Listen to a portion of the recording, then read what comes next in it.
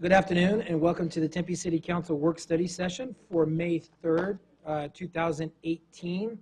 I'd like to recognize two former colleagues that are here in the council chambers, former Councilmember Barb Carter and Councilmember Pam Garonkin. Welcome, as well as everyone in the audience. For those that are in the audience, the first item on our agenda is a call to the audience. We have a call to the audience for the issue review portion of the committee of the whole.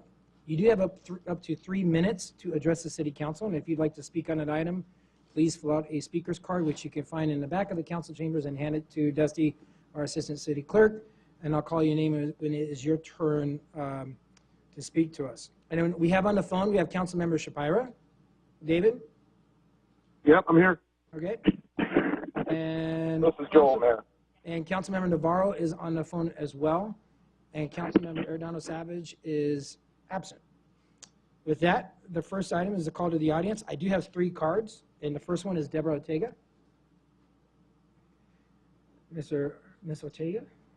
Yeah, it's Ortega. I say Ortega? Arteaga. Deborah. Good Welcome. afternoon, Mayor and Council. Thank you for your time. I'm here to address the FY19 Human Services funding recommendations. I'll start off with saying we're acutely aware that TCAA receives about a quarter of the city's human services funding. We feel that that's fitting and necessary for 2 specific reasons. One is the sheer volume of city residents that TCAA serves. We're the largest social service agency. Our programs serve an unduplicated number of 17,800 city residents on an annual basis. We also operate 3 of the city's critical human services programs on behalf of the city, the CAP agency, and 2 of the city's senior centers. City funding is steadily decreasing, and with the proposed FY19 awards, this will force a significant change in services in the year ahead. Starting with the CAP agency, the CAP services are the city's homeless prevention effort. When we're at the table working together to find ways to keep the problem of homelessness from becoming greater in Tempe, it's difficult to understand why there continues to be cuts to CAP funds, specifically over the last 2 years, a 38% cut in CAP funding. Last year, we stood here to address the proposed cuts, and we're here again today to say that fewer households will be served in the year ahead. Just 2 years ago, we were serving about 200 Tempe families with $254,000 from the city. The proposed funding for next year is $157,000. That will draw our number down to about 125 households to be served next year. Compare this with the 3,000 households that we're turning away on an annual basis because we don't have enough funds to serve the emergency rent need. This year alone, TCAA exhausted City of Tempe CAP funds by March, with 3 years still left to go this fiscal year.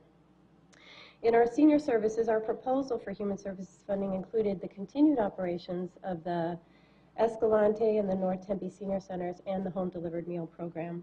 The North Tempe and Escalante Senior Centers are in the city's poorest neighborhoods, and they're the only 2 centers that compete for funding to continue to keep the doors open for agency review funds. The other 2 sites, Cahill and Pyle, are not reliant on agency review funds. The FY19 recommendations will cover about 10% of what it costs for us to operate those 2 city senior centers. In light of the funding recommendations, our board must consider drastically reducing services. Our options include the possibility of ending our senior center operations. We can and will continue to operate the Home Delivered Meal Program with agency review funds, and we actually look to expand on home-based services for the city's most vulnerable older adult population, those who can't come to a senior center for services. We look forward to meeting with city staff to determine our next steps. We understand and appreciate the difficulty of the agency review process. Our intention tonight is to simply inform you of the impact of the potential cuts and the services that could be reduced as a result of the recommended funding levels. Thank you. Thank you. Next, we have Cole Libra.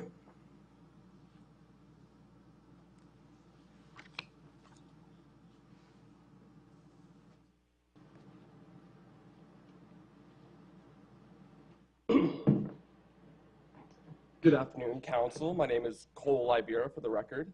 My address is, that's okay, you were close. People get it wrong all the time, so I'm not going to hold you to it.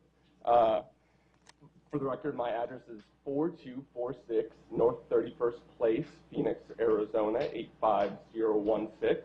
And I am here today on behalf of the Tempe Chamber Eric and Ann were not able to make it today, so they sent me in. Pam is on my mind because I know she's worked closely with the chamber and you guys doing the arts tax, and that's why I'm here today to talk about the arts tax. And I also want to thank Shelley Hearn, who's been really fantastic about meeting with us and opening the dialogue about this next chapter in the arts tax. So what I wanted to say really is that the chamber has been an advocate for the arts tax. In 2000, when the TCA was proposed, the Tempe Chamber thought this is a good idea and we want to be supportive of the arts. We understand what a big arts community Tempe is. And, but going forward, we do want to see some changes.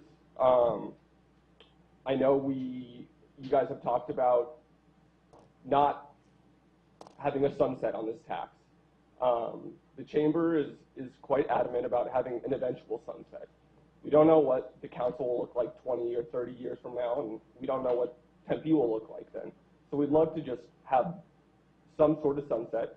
We don't have an exact time period yet, but I think 20 years, something around them, would be amenable. And then we'd also like to see the TCA under private management. Now I know you guys just hired a new coordinator, and so we haven't seen what that's going to be like and how that's going to come to fruition. So that may need to not happen. But we would love, I guess, the main goal of the chamber is we'd love the TCA to be utilized to its full capacity, and we'd love for the taxpayers to have as little, to reduce the burden on the taxpayers as much as possible. So that's the whole message, is we'd love to see the facility utilized to its full extent, and we'd love to have the taxpayers pay as little as possible, and hopefully the center can support itself. And so I know that's Said that with a straight face. the arts don't make a lot of money, and we understand that, and that's not why we have the arts. But we do like to we'd like to get as close to zero as we can, and we'd like to be supportive, and we continue to work together. And if there are any questions, please lay them on me. Councilmember Keating. Thank you, Mayor. Thank you, Cole. I have a quick question about the proposed sunset. Can you explain the chamber's reasoning behind seeking a sunset on this tax? Well, I think we just like to have a sunset because we don't know what the future is going to look like, and we'd like to see the Tempe residents exercise their opinions again sometime in the future.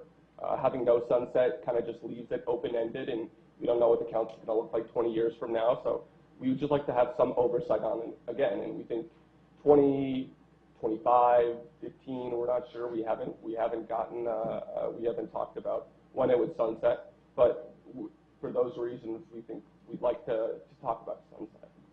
Okay, thank you. Councilmember Cubey.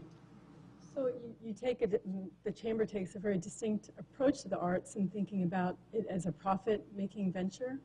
And can you explain that position? Because I will tell you that my position is that we try and create access and opportunity, and we try and expose as many of our residents to the arts as possible, and that Sure. may not be a money-making venture. No, and we understand that. We don't expect the arts to be generating tons of revenue. We know it's for the citizens and it's for the city of Tempe. And I'll be honest, as a city of Tempe resident, I've only been to Tempe Center of the Arts for a funeral and for a concert. I've lived in the Valley in Tempe specifically for 20 years, and I don't know that my parents or any other family members had ever been to the Center for the Arts, and we live in South Tempe. So there's, we'd love to see more messaging, more programming. I don't know why we never went to the Tempe Center of the Arts, but my parents never took us there, and it was built a little later, I know, in the mid-2000s, but. One more question. Have you read the Tempe Arts Master Plan that was brought together? About 900 different residents participated, because it calls for integration of the arts throughout the city and just an infusion of arts in our parks. And Sure. have No, you had a chance to read that? I've personally not read it, but just based on my time in Tempe, I haven't seen a lot of messaging personally, and I haven't felt like there's been at least a big effort in South Tempe to get us to the center. Right, I guess part of the message of the arts plan is to have the arts diffuse from the Center for the Arts. Center for the Arts is a fulcrum, but throughout the parks and throughout our neighborhoods. And if you attended the Estrada Music Festival, Arts Festival, that was sort of a demonstration project, as was the Peacock, the Fox and the Peacock Festival in Mitchell Arts. So I urge you to and get involved in some of the programming, and you'll see so much that's exciting that's going on. So not your usual. Totally understand, and I am Mayor? very open to that, so yeah. Thank you. Councilman Shapiro. Hey, Cole, just out of curiosity, where do you normally consume arts? I mean, what's the last theatrical performance you went to? I'm just curious. Where David, you go? David, can you just speak closer to the microphone if you can. You don't need to speak up, but just closer to the microphone. Because if you speak up, we won't. All right, is that better? Yes. Much better. Okay. Cole, I'm just curious. I mean, you're anecdotally kind of telling us that you don't hear a lot about what's going on at TCA. Sure. Where do you consume your arts entertainment? What's the last theatrical performance you went to, and where? Yeah, I usually go to the Tempe, the Marquee Theater, the Van Buren. I go see concerts and shows. I'll be honest, I don't do a lot of art galleries or other plays in general, but usually concert venues. I would say that's the bulk of my arts. So if we had some rock concerts at the TCA, you might have gone there. Yeah, I mean, I would be. I did go to the symphony once, and it was a free symphony. I thought it was fantastic, and I loved it. But I guess, yeah, I would like to see broader programming. A rock concert. I don't know if rock would be right, but I know you guys are extending the program. You put out a new list of programming for the future, and we'd love to see that. And I think we'd love to see more messaging, too, just around the city. Because I would love for my parents to utilize that facility and our neighbors, et cetera. I personally, and it's anecdotal, fair enough, I haven't used and utilized the center like I wish I had. Thank you. Thank you. Thank you, Cole. And I just want to point out that we do have an arts master plan, and we did present, and the chamber was very instrumental in putting that arts master plan together with a lot of the stakeholders to do the very messaging that you talked about. Sure. And part of that was making sure we have more awareness and extending the arts and culture throughout the community. So that is on our radar. So thank you. Fantastic. Thank you, guys. Thank you. Next, we have Diane Kripe.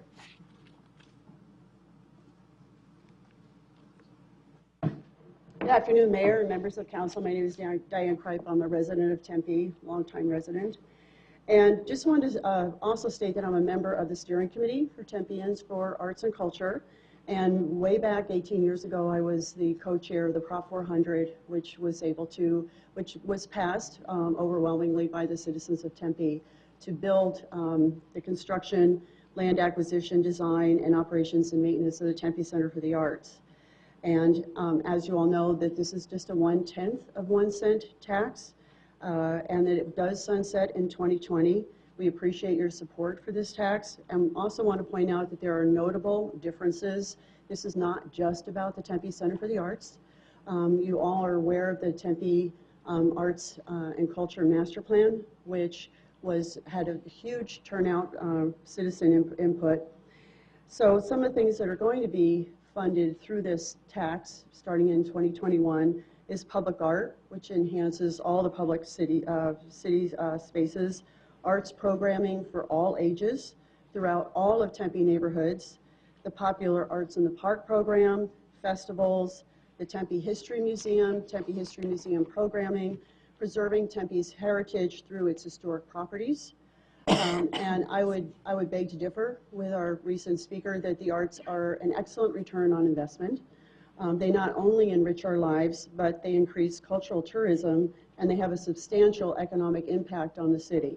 So one of the phrases that's used more commonly is the arts means business. This tax is only going to cost a household of 4 $6 per year. That's $6. So we ask the council to word the ballot measure so the public understands that we are not asking for a new tax. We're simply asking for a continuation of the current tax. We have some wording, and I'm going to read that for you here, and then I'll just give you copies. The City of Tempe's existing arts tax of 1/10 of 1% used to build and maintain the Center for the Arts sunsets December 31st, 2020. Effective January 1st, 2021, a new 0.1% tax will be levied to fund arts and culture throughout Tempe, and then we do call for a sunset of December 31st in 2050. That's it. Thank you for your time. Thank you. Thank you. All right. With that, is anyone else in the audience wishing to address us on any of the items listed on the work study session and the issue review? Could you please get my attention? Seeing none, I'll close that portion. The next item is our Mayor's Youth Advisory Commission update. If we can have the members of the MIAC and Murray Raymond and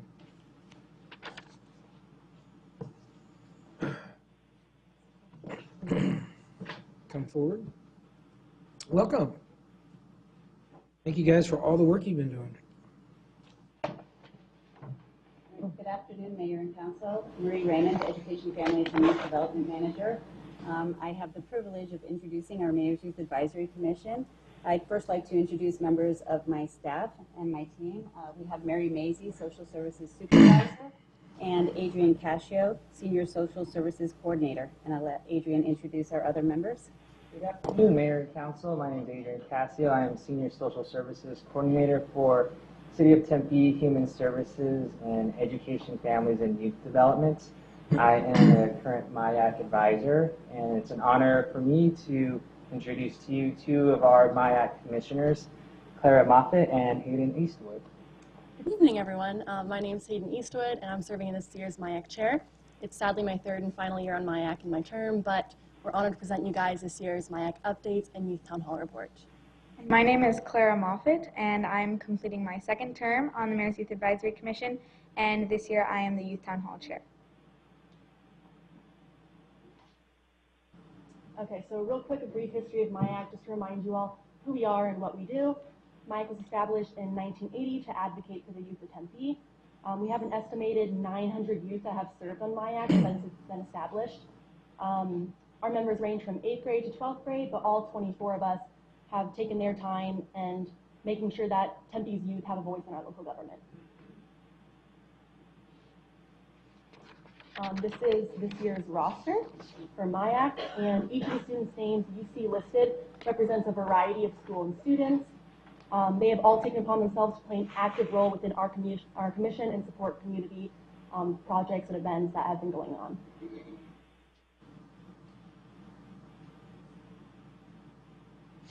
This slide shows MIAC's participation in a variety of aspects this year. Some of them are College Connect advertisement, where we've provided feedback on ways College Connect can better reach the youth. An innovation grant proposal, League of AZ Cities and Towns for Youth, the Governor's Youth Leadership Day, 2018 Youth Best Changemakers and Courage Awards, which I had the honor of attending for the first time this year, that was an amazing experience to be able to do that and opportunity through MIAC. Let's see. Program outreach, which is promoting MIAC, of course.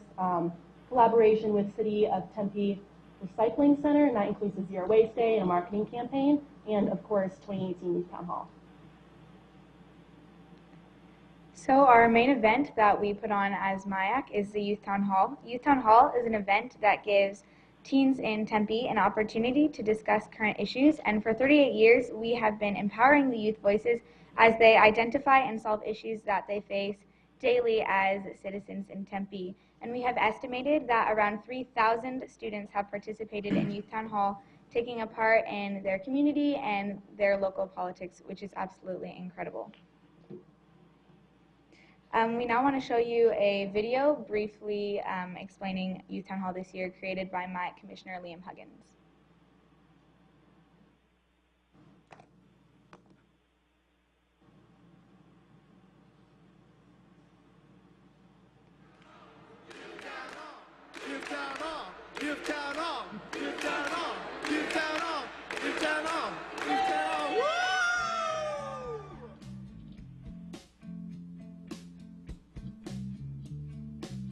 My name is Clara Moffitt. I'm a freshman in high school. I go to Tempe Preparatory Academy. So what brought me to Youth Town Hall is the Mayor's Youth Advisory Commission, And what we do is things like setting up for Youth Town Hall, and our main goal is to help better Tempe. And so what we're trying to do is we're trying to help youth to come together to help discuss issues and to find solutions so that we can better our community.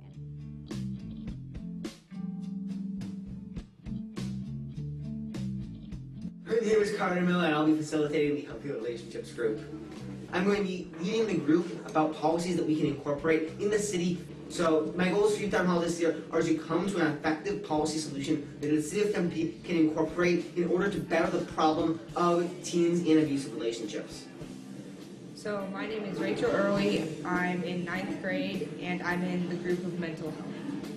I expected this year's Youth Town Hall to be just as fun as it has been. They had really good topics this year, and it's very important that our community reaches out and talks to us as they do to get our point of view, because adults can say all they want, but they don't really know what's going on in our lives until we express it.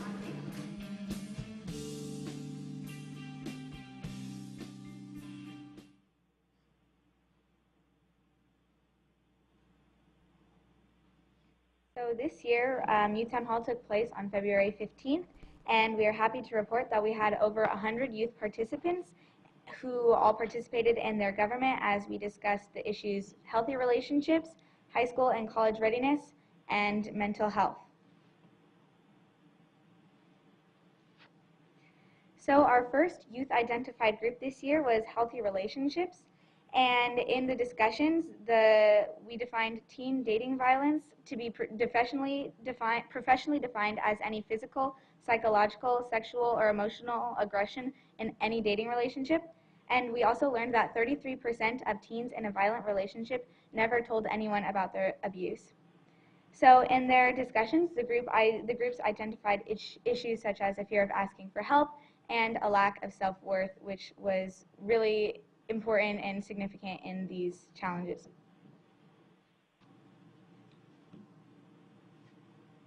So our first recommendation I would like to highlight, because both of the groups, we had two independent groups, but both of them independently reached the same solution, which shows the council and everyone in Tempe that this is a solution that the youth really think will help, as it was brought about independently by both discussion groups. That's indicated by the double thumbs up.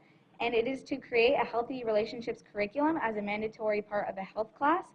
This is a recommendation that would require the school district, but we would really appreciate the council's support in this endeavor. Our second solution is to better protect victims and to provide support.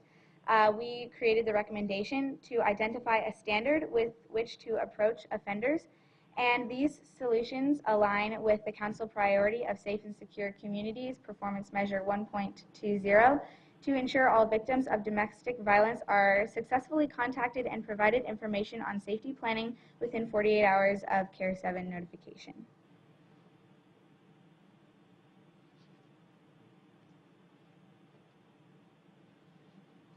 Our second group topic was youth mental health. The two groups of discussions led their topics in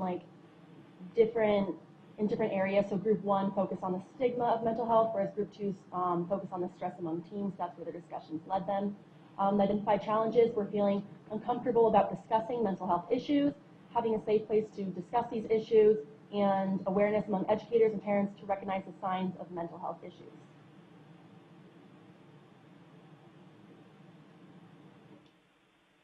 The first recommendation was to make mental health resources more accessible at schools, and I'd also like to, previously, stress the significance of this recommendation as it was made by both groups, even though their discussions were led in different directions. This would be implemented by an input toolbox, but it is led by school district and MyAct Tempe Youth. Once again, we really appreciate your support. Another fact is that students reported feeling overwhelmed and depressed as the new norm, which is quite significant, especially in this day and time. I don't know if adults realize this or if it's something that we need to better educate them on, but that's also something that was reported during Youth Town Hall.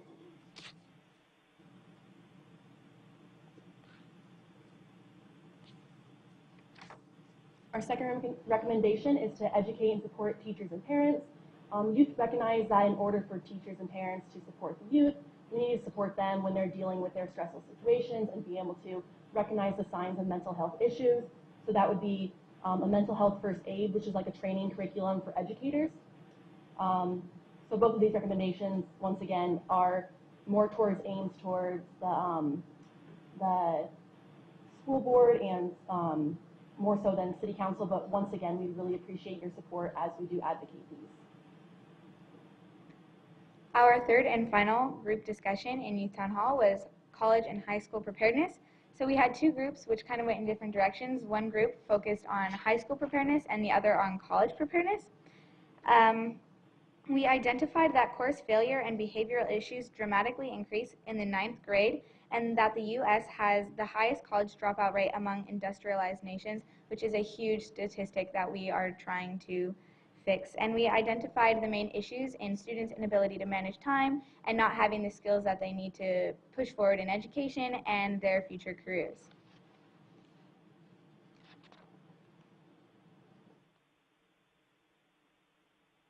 So our first recommendation, also identified by both groups, was to develop skills in a Adulting 101 class.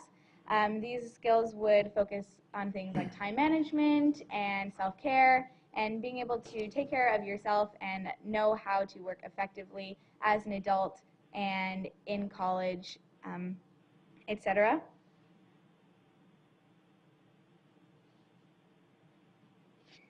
Our second recommendation, this applies kind of to College Connect. We are aware of College Connect and the amazing things that they are doing for high schoolers, and we would really like to continue and expand the service that they provide by focusing more on, again, the skills that need to be addressed in creating a successful person to go on into college and the future, and additionally to also prepare for high school, which is something that we would like to expand with College Connect. So our second recommendation is to make high school and college prep more accessible by having program rushes with college representatives and family evenings that are promoting colleges and kind of creating a more competent group of people going into college and the future. And we'd also like to point out that both of these recommendations align with the Council Quality of Life priority, performance measures 3.08 and 3.09, to achieve a high school graduation rate of Tempe students who graduate in 4 years greater than or equal to the state average, and to achieve a rate of 65% for Tempe residents who have post-secondary certificate, 2-year degree or 4-year degree by 2030, and we believe that these recommendations will really help to drive those priorities.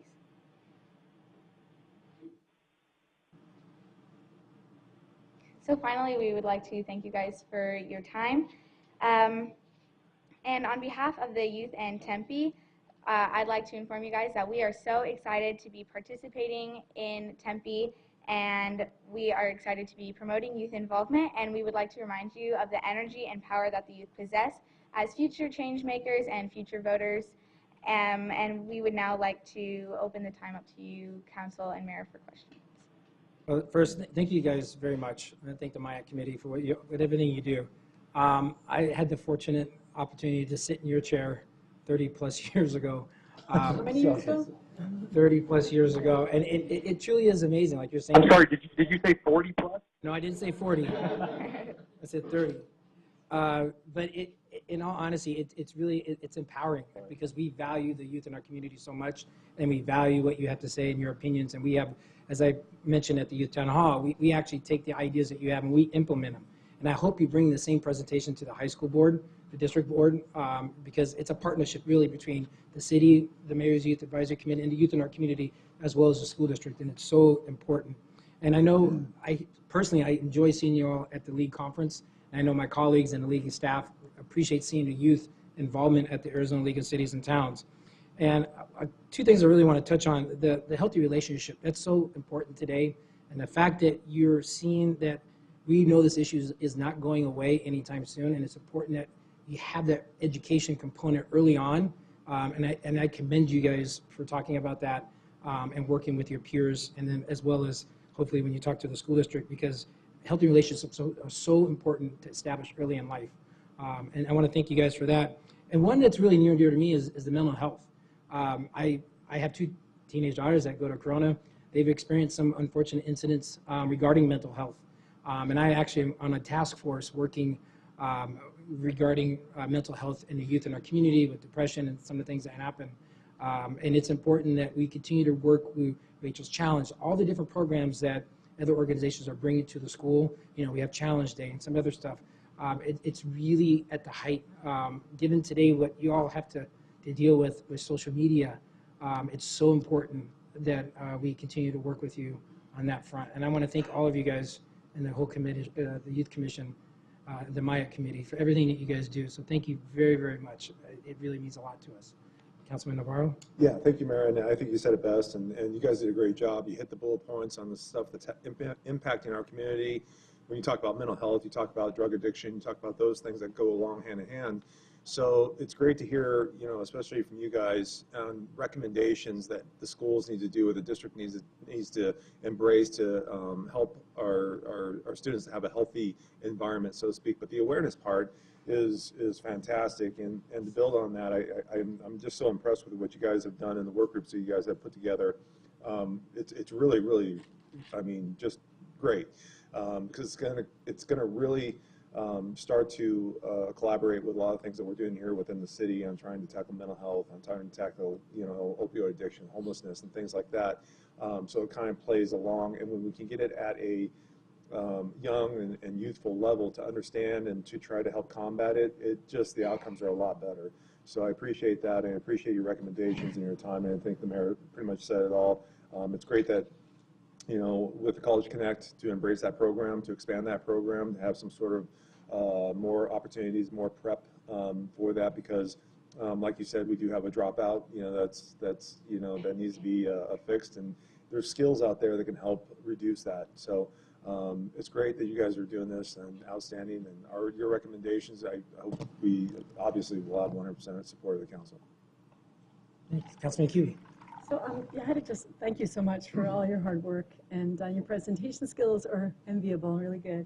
I just wanted to ask, when you talked about college prep, I assume there are students in the audience who weren't necessarily intending to go to college, but might be intending to have careers in the trades or non-college careers. Did that discussion come up about advancing sort of careers beyond military or before? Well, military, and also in the trades, vocational, in the construction trades and vocational trades. Right, and I think one thing is those are not as known about as like four-year university, ASU, U of A, and so these, one of our recommendations involves having college representatives on campus and it more in the lives of students and creating more opportunities. And I think when students are exposed to opportunities like trade schools or military, etc., then they feel more like they are able to, because maybe if they don't want to be like a lawyer, they want to be in the military, they feel like they have an opportunity to do such and are more exposed to that information. So I think that's one of our recommendations, would really touch on those opportunities. And one last question, do we have any representatives that on the Mayor's Youth Advisory Commission that are from, say, that attend EVIT, that have that sort of technical and trade interest? Great question. You paid me for that. I don't know if any of our commissioners are participating in EVIT. I may have one or two. Yeah, I'm not sure about specific MAC commissioners, but we definitely have a lot of friends that participate in EVIT that are very active in that. Thanks so much. Thanks for the presentation. Thank you. Anyone else? David? I'll just chime in and say, I mean, you guys are awesome, and I think it's you know, I love, my favorite part of the presentation was when you said, you know, we're not sure the adults get it, and so we might have to train you guys about this. I'm so excited for this generation. You guys are just doing amazing things, and can't wait to see what comes out of it. And I know the mayor appreciates the benefit of your advice, and all of us on the council do as well. Great. Any other questions? Thank you. Don't forget to talk to the high school governing board. We do have scheduled. You have a schedule. Perfect. I know that's something we always ask, but thank you so much. Thank you. Thank you. All right, next item on our agenda is our Tempe Community Council's agency review recommendations.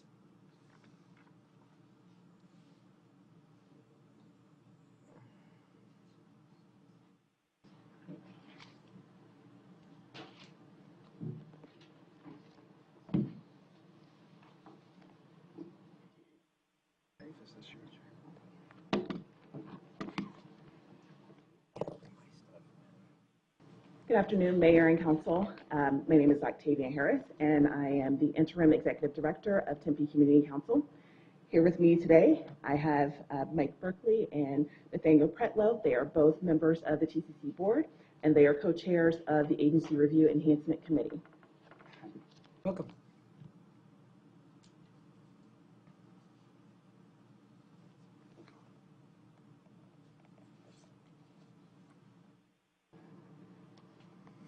There we go.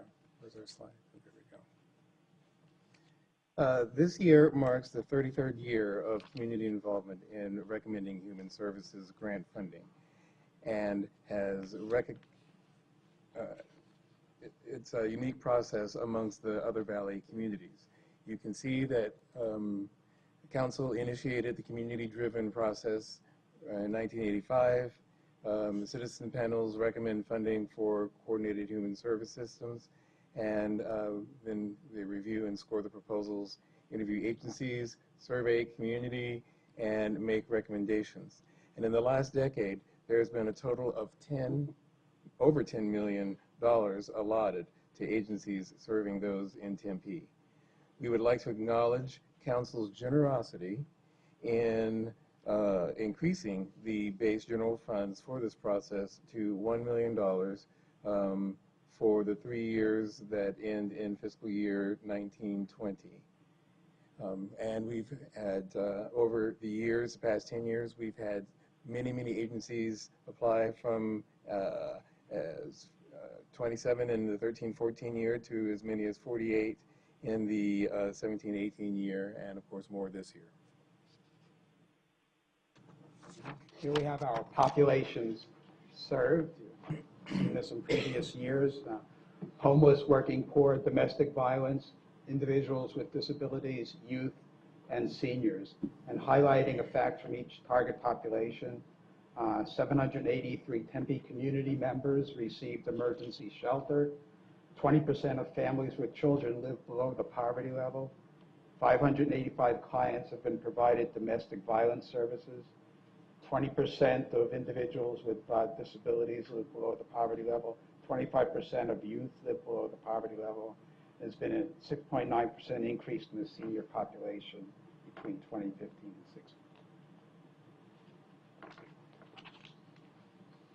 16. Tempe Community Council conducted 7 roundtables for the 2nd year in a row. 6 focused on the target populations, and the other one was a roundtable that comprised of executive directors and senior leadership only.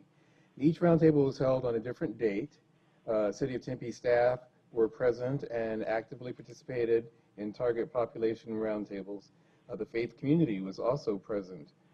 Information from the roundtable was included in the TCC 2017 Community Needs Assessment, and the roundtable synthesis was provided to executive director roundtable attendees and utilized by community volunteers as part of the agency review application and interview review and scoring. Here's the methodology that we use for scoring. Available points are 100. 50% is based on the written application that our panels, typically of 4 or 5 people, all read and score based on 8 questions that are worth 5 points each, and then it gets scaled up to 50 points by multiplying it by 1.25. Then at a later date, the in-person interviews with management of the agencies and programs, and the interview is graded as an A, B, C, or D, and points are given accordingly. We did make a tweak to the process this year in that we provided out of the application process, there are always a lot of questions that are generated, including a lot of financial questions. And this year we gave them the questions, I believe, a day or 2 in advance, so that they could be better prepared, because we were hearing too many times, we don't know it's a great question, we'll have to get back to you, and that doesn't do us any good when we're scoring, deciding the initial recommendation right on the spot. I would say that I'll talk more about that later, because I believe it's influenced the the money that has been allocated. We have a question for you, Mike, Councilman Cubey. Just a quick question. I don't mean to put you on the spot, but in the case of emergency rental assistance, would they be scored as homeless shelter? Would they get the 10 points, or how is, Cap? because, yeah, the cap. Yeah, that's it. 10. Okay, just curious because it's so Yeah, I'm cross-cutting prepared to amongst a talk lot of about areas. the specifics about TCAA, especially after the earlier discussion. But Okay. yeah, so that's a homeless program. So Okay. that was good for them. Yeah. Oh, there were 10. Okay, so, and then the Human Services Survey, which this year was part of the community needs assessment that was presented in January. That's 10%. And this year, homeless was 10, working poor was 9, domestic violence 8, individuals with disabilities 7, youth 6, and program for seniors 5. And that is a change from last year. Last year, youth was 10, and homeless 9, and domestic violence 8, working poor 7, seniors still 5, and disabilities 6. And that does impact the final score, sometimes significantly.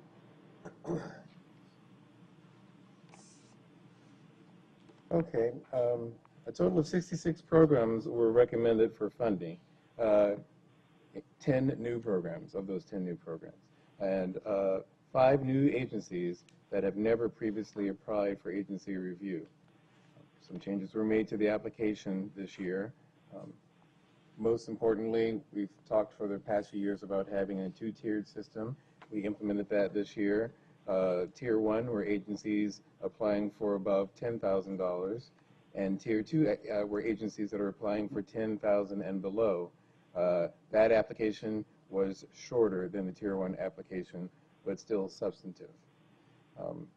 CDBG eligibility screening questions were added to the application, asking for the agency to declare interest in applying for CDBG funds and provide responses to specific questions from the Tempe Housing Services staff. We revised the method for requesting program performance measures from the agencies. We utilize information from the TCC 2017 Community Needs Assessment to request information from agencies regarding coordination of services for mental health, physical health, and/or substance abuse. This information was actually not scored this year, but is instead being utilized to provide baseline data for subsequent agency review processes. So it should be more prevalent in the process for next year's process. We just didn't get that information in time to be able to implement it fully for this year. And so 52 volunteers committed a total of 1,100 hours scoring and interviewing agencies. Volunteer training was modified to reflect application revisions. Tablets, for the first time, were provided to volunteers during volunteer training for a new hands-on experience. And this is a volunteer value of $24.69 per hour, according to the independent sector. Independent sector from 2018 numbers. Okay, here's the busy slide. I'm going to try to add some context to it. So looking at 17-18 versus this coming 18-19 year, the first thing I wanted to do was look to see if the years behaved similarly despite different panels evaluating different programs. And in general, they do. There's a 20% increase in requests for this year and a 22% increase in initial recommendations. And to be clear, those initial recommendations are made independent of knowing how much money is available. It's based on looking at each program on its own and seeing reasons to fund and reasons to not fund at full value. So another way of looking at that is this year, 85.4% of all the requests, the initial requests covered 85.4% of the total requests. It's an initial recommendation. And last year that was 83.8. So that tracks pretty well also.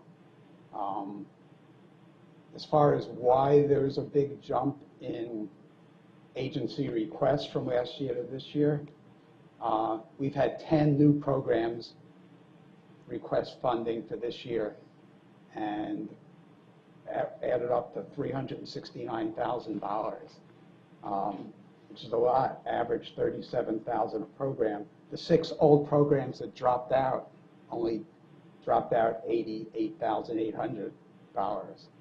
I also looked at the 56 ongoing programs that carried over from the previous year, and those had an $85,000 increase, or an average of $1,500 each. 30 stayed the same from last year, 14 went down actually, and 12 went up. So the biggest difference in all that is the amount of new programs that were requested. Last year it was because TCAA entered the process.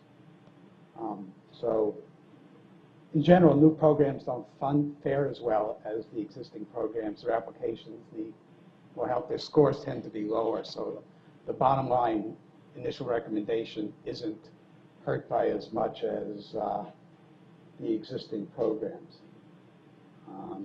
But it still adds up to a significant amount. As an example, the initial to request on new programs was we funded at 71% versus 85% for the general population. So we'll see the funds available to allocate. The detail of that is broken up in the bottom half of the slide, where thanks for increasing the general fund for 3 years to $1 million. You'll notice that for this coming year, it's $1,030,278. UMOM, in connection with the tumbleweed situation, will be returning $30,278 that we recommend reallocating to the remaining homeless programs in here. So our final recommendations include basically $1,710 allocated to each homeless program, except for one that was capped out at what they requested a little before that. So, and then we see the corresponding CDBG City of Tempe, Together Tempe, which was H2O, and the display panel revenue dollars. So we have a little bit more money, but the requests are higher, mainly due to a lot of the new programs. So, like last year, we looked at redlining, just running down until we ran out of money. We looked at cutting it to any score below 70 didn't get any money, but we kept it the way it was last year, which was a layered approach of greater than 95, taking the scores by increments of 95, 90, 85, and so on, down to getting funded at increasingly reduced amounts of 10. And then anything below 75 was funded at 0. Curious how that corresponds to last year. At this time, we're in a similar situation. Last year, the reduction started at 22% for the top programs and went down 10 from that. After you increased the general fund, that went down to 4% for the top 14. It all depends on how it's distributed.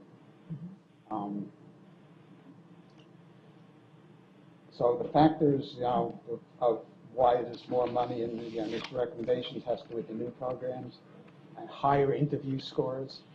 And I believe the higher the interview scores were probably because there were more impressive interviews, because people were able to have better answers to the questions that raised during the Provided the questions. process. But that didn't help their application score. Their application score was already dinged because of that. But since the interview was the last thing that there was before the discussion on the initial recommendation, I would think people would have had a more positive feeling about the agencies. I did verify that by looking at the amount, the initial to recommendation percentage in that middle. The good ones, the high-scoring agencies are going to do well because they're having together. The bad ones, the bad scores are not. But the middle scores significantly outperformed this year in the 80 to 84.99 and the 85 to 9.99 range as far as how much money was recommended compared to that because they had better answers. Anyway, so you saw where we how we allocated the money and the percentages that we recommend based on utilizing money that we have allocated. So for future considerations, we would like to utilize data about mental, physical health, and substance abuse service coordination. And we're going to increase, based on the community needs assessment, how we tackle that. And that actually crosses across all of our populations as we presented, as Elizabeth, when she presented to you all, Elizabeth Kling, our board president. Also, we want to work on performance-based recommendations aligning with Performance Measure 3.10. We're going to have ongoing assessment of the agency review process. This includes trying to get more council input, as we discussed at the last time we were here to present. In fact, and social human services, the Human Services Department input.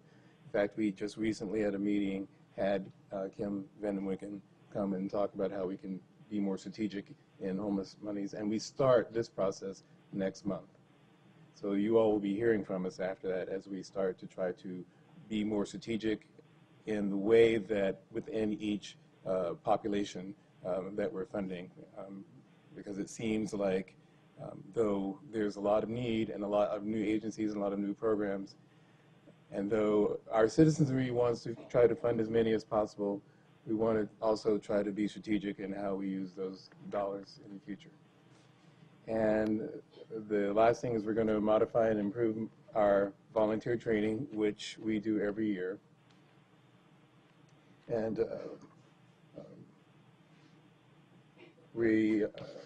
that's it for that slide, actually. So, on behalf of the Tempe Community Council Board of Directors, many of whom are here today in the chamber, we would like to thank you for the opportunity to present the agency review fiscal year 18-19 recommendations to you. I'd also like to thank all the volunteers that participated, and if there are any board of directors, members, or volunteers in the audience, I would like them now to stand at this time.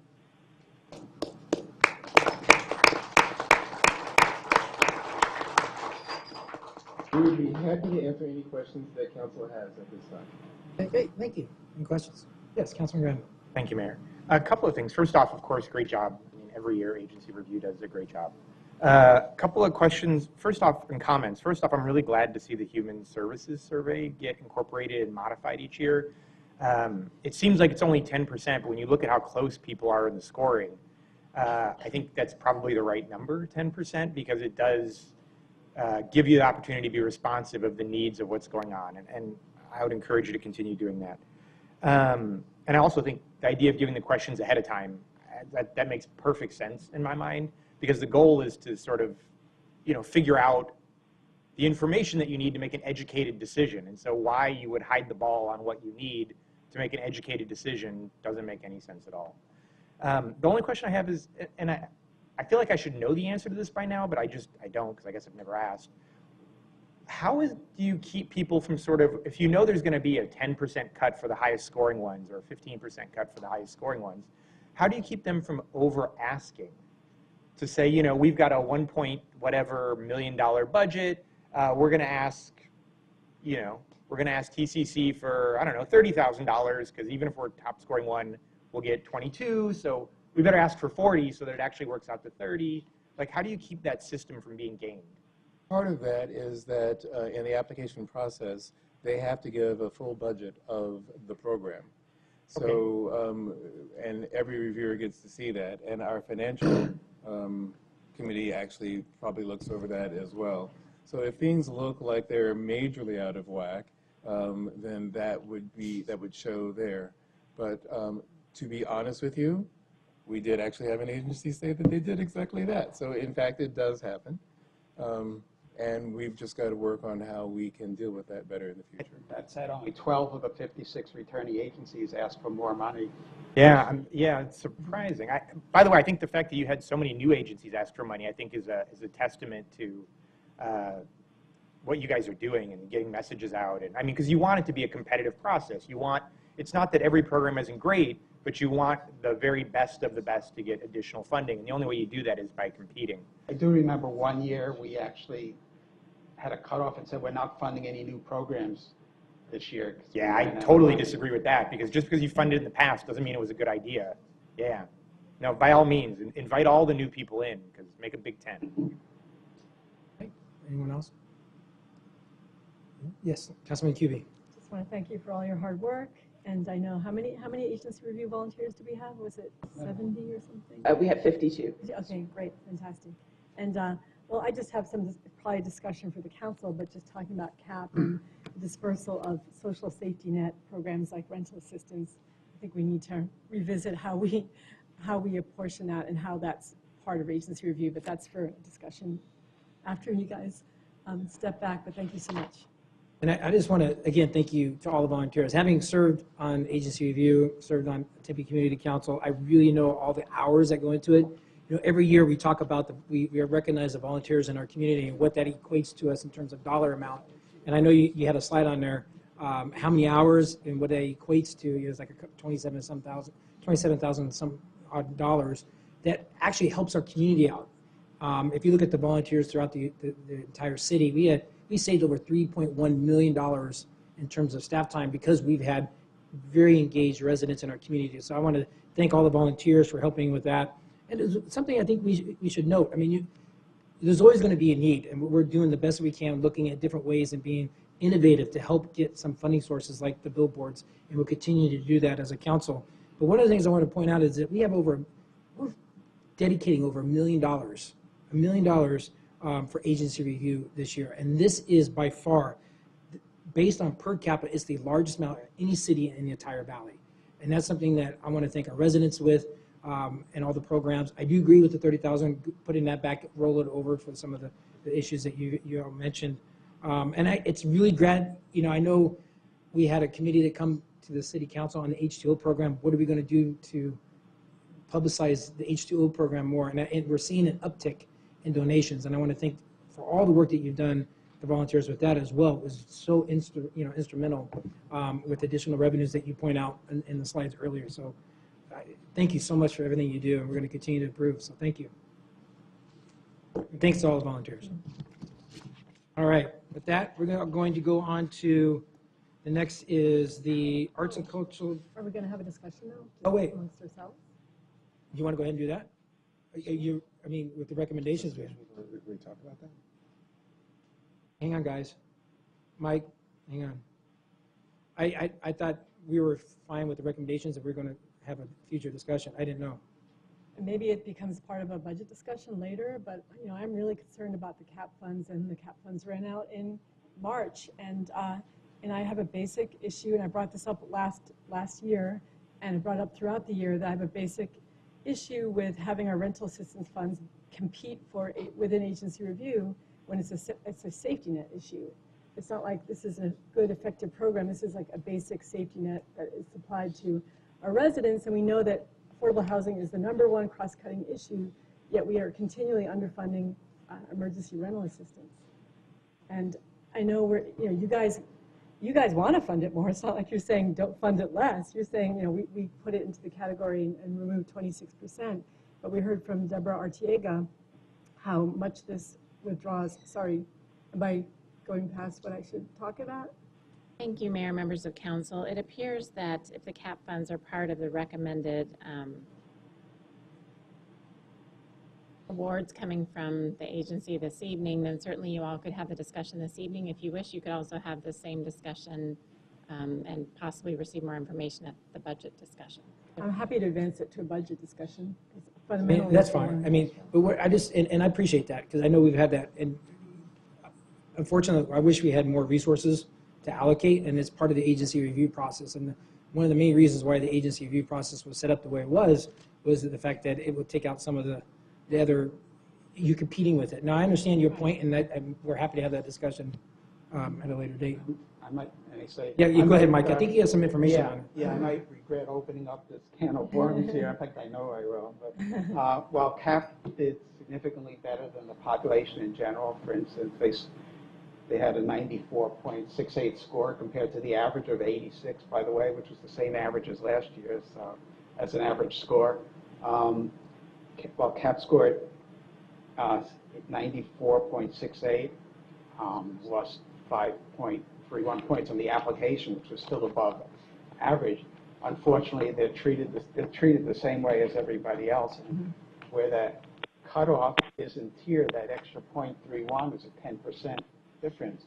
I don't know if at some point we need to look at just scaling, ratioing if the amount's better rather than having a harsh dollar-like income tax. You don't want to have to pay a whole bunch more because you made $1 more or whatever. So. And that's what I was talking about, the strategic plan, and also as we talked about getting more input from council, because we're going to look at possibly being able to many different ways of being able to identify what your ultimate priorities are, and trying to figure out how to put that in. And also with each area, like homelessness solutions, council said they want to be more strategic with dollars in for homelessness. Which we did, yeah. If we're needing to figure out then, based on the way we're doing that now, it's not as strategic. It's so we're going to start having discussions, and Kim is going to come back again and discuss more with us of how we can do that type of thing. That would work across all of our populations, so not just homelessness. Right. You don't want to see one. Okay. But if they had a 95 instead of a 94.69, that's 10%, and they're the biggest. It's by far the biggest program we have here. So it's a $20-something thousand. So based on the strategic, right it could actually have extra points that will be put into to make sure that we're following what the city's strategic goals are. I would like to add, though, that we also have the Salvation Army that is providing emergency rent and utility assistance as well. And the final recommendation for them was $22,607. And I understand that during the course of this current fiscal year, there were funding that ran out for the CAP program. But I will mention that the Human Services Department does have the GRAP program. There are funds that are still available through that program. And as I understand it, staff is in contact with both TCAA as well as the Salvation Army. They have communication that happens frequently and regularly to refer citizen or community members who need that assistance over to the Housing Services. So we do have that.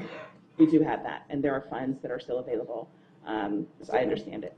There's still overwhelming need, and as I understand it, is it 10% of the need that is met entirely with all the different programs? I mean, I know you're not going to argue with that there's more, that there's more need than we are There's always to going to address. be, yeah, unfortunately. But it just seems like, but how do we have the discussion about potentially pulling CAP out of agency review for next year? We decided 2 years ago to put it back, put it into agency review. I think there are unintended consequences, yet we let it go on last year.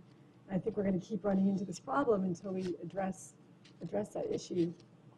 Deborah said that's a quarter of our agency review processes of the 4 TCAA programs. And while they fared much better than average, I mean, we recommended, initial recommendations where they get 96% of what they asked for. Unfortunately, they're subject to the same cuts as everyone else, and their final to request end up being like 72%, which is still better than the 56% general average, but it's still a dramatic cut. One of the things council may want to consider is, since we have started this talk about being more strategic with the monies, is to see how this goes, and we can present that to you as well, or the Human Services Department can present it to you, since we're working jointly with We're going to go ahead and have another discussion on this, I think, at the consensus of the council. So thank you for that. I do want to add just one thing, because I think it a little bit goes to Councilmember Cuby's point, is I like the way your scoring system is set up. Candidly, I struggle with how 1 point can make that much of a difference. And so if there's a way, and I don't know anything about this, so you've got a year to figure it out. If there's a way to figure out a way where there's either more tiers, or if you can defer to some sort of industry standard or something, because, I mean, 40% of it is the interview, which is a several person interview. And so when you're looking at someone who's a point or half a point off, it really could be just one person on the panel who that's just not their thing. But it could be. It's more the application scoring. Well, it's 50% the application, it's 40% the interview, it's 10%. But there's 5 points of the chunk for an A versus a B versus a C for the interview. So that's not going to create that 1 point or quarter point spread. But what that is one person's 5 is another person's 4, and scoring one question on an application is going to. And so maybe if there's greater gradient, because it would kill me to know, as I was going through agency review, that my B versus C cost an agency $20,000 because they were right on that edge. I would feel a lot more comfortable in my scoring and a lot more, sort of emotionally available to do scoring if I thought that, okay, if I just scored it a little bit wrong or a little bit of variation, I'm costing them a little bit of money, but not sort of a category jump of money. Most of the panels, I'm not sure, are aware of the details of this. Our panel, we know too much. It's more now. I didn't know when I served on agency review that conceivably my one vote on one score could. Absolutely. That would give me panic to know that I could be costing an organization $20,000. Well, we're going to be taking a look at that. Next month, we're doing our postmortem on this whole process, and that's one of the things we want to look at. All right. So we're going to go ahead and continue to have this discussion for the upcoming budget, but thank you very much. Thank you. Thank you. All right, next item is our arts and culture tax ballot language recommendation. Shelley and Ralph, come on down.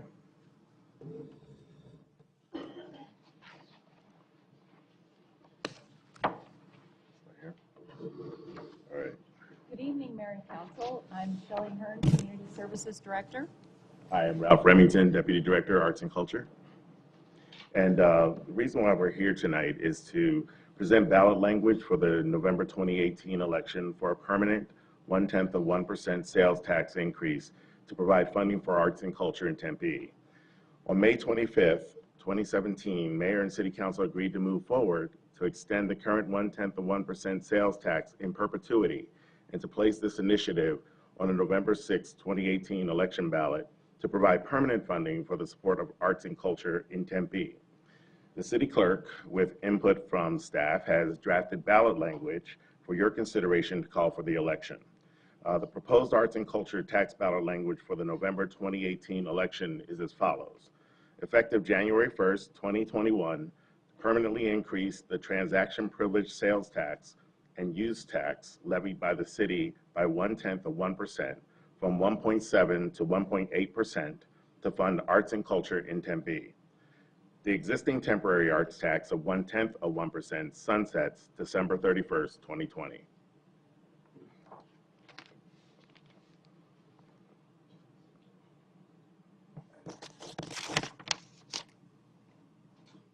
And this is great because I want everyone to know that we're at an exciting juncture. We have a phenomenal asset in our community called the Tempe Center for the Arts.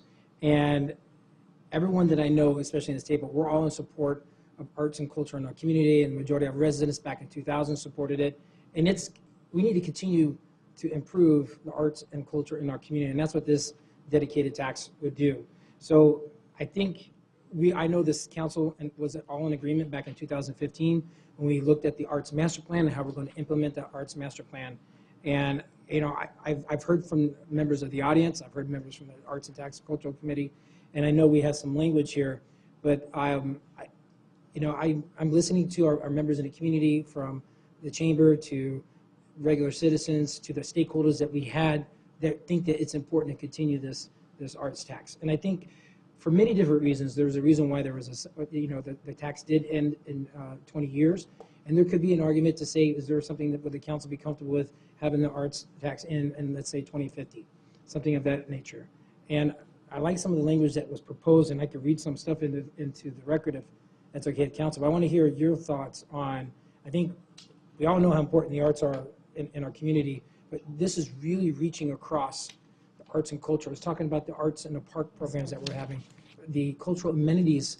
We have the Peterson House, we have the Edna Viles Center, we have the History Museum, where this is all going to be dedicated. This really fits within the core principles of the council and our citizens regarding the quality of life amenities. You know, I heard someone, I think Diane mentioned, this is about economic development. This is about, arts is tied to that quality of life, which residents as well as businesses come to look for in our community. And I just would like to hear from the rest of the council on this. I mean, I don't know where everyone is on this. That's why we're having this discussion. I think we all want this on the ballot, and we all want to move forward with it. I guess moving forward, I think we're looking at the type of the language, and there's been some that's proposed, and I could read something, and we can look at it. Yes, Councilman And Navarro. that's fine, Mayor, and I think I just want to grab that. We are continuing this. This is not an increase. It's not, we're just continuing the fact that this tax has expired. We just want to extend it, so to speak. So however it's crafted, I don't want to confuse the voters that this is something new, so to speak. So I guess we could, based on some of the language, let me see this. We could say that the city of Tempe's existing arts tax of 0.1% terminates, I think it was mentioned, December 31st, 2020, but effective January 1st, 2021, a new 0.1% transaction privilege tax and use tax from 1.7 to 1.8% would be levied to fund the arts and culture throughout Tempe, terminating December 31st, 2050. It's up to the council. I mean, that's something that I don't know if that language would be amenable to our city attorney and our city clerk. I don't know. Thank you, Mayor, members of council. We would be fine with that language. Yeah, Councilman Kiwi. Yeah, thank you. I'm relieved because I was, concerned, as many members of the Arts Tax Committee, was to sort of misrepresent. I thought it would be misrepresenting to imply it was a totally new tax and not a continuation. I do have a couple suggestions for the existing language, and just bear with me, but instead of the city of Tempe's existing arts tax, say the cities, because this is a Tempe ballot, it's going to be obvious it's Tempe when you read it. But so we could put in, I assume this is 50 words. This is exactly 50 words. So I was wondering if we could say, and maintain the Tempe Center for the Arts, just to maintain that, the real true name of the center so people don't disassociate it. That's What? going to be in the resolution. No, I know, but this is the ballot language, right? It is, but the arts tax, it's arts and cultural.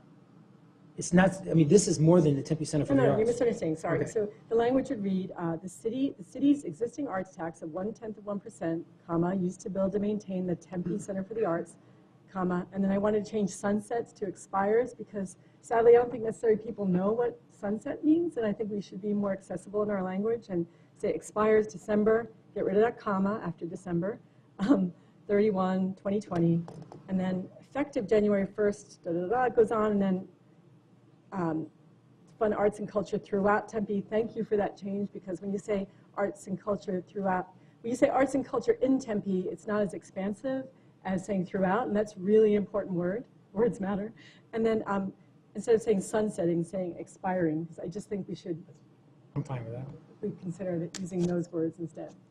So changing sunsets to expires, sunsetting to expiring. Just taking out the city of Tempe, though. And no, in the beginning, call it the city's existing arts tax, and then put Tempe in and maintain the Tempe Center for the Arts.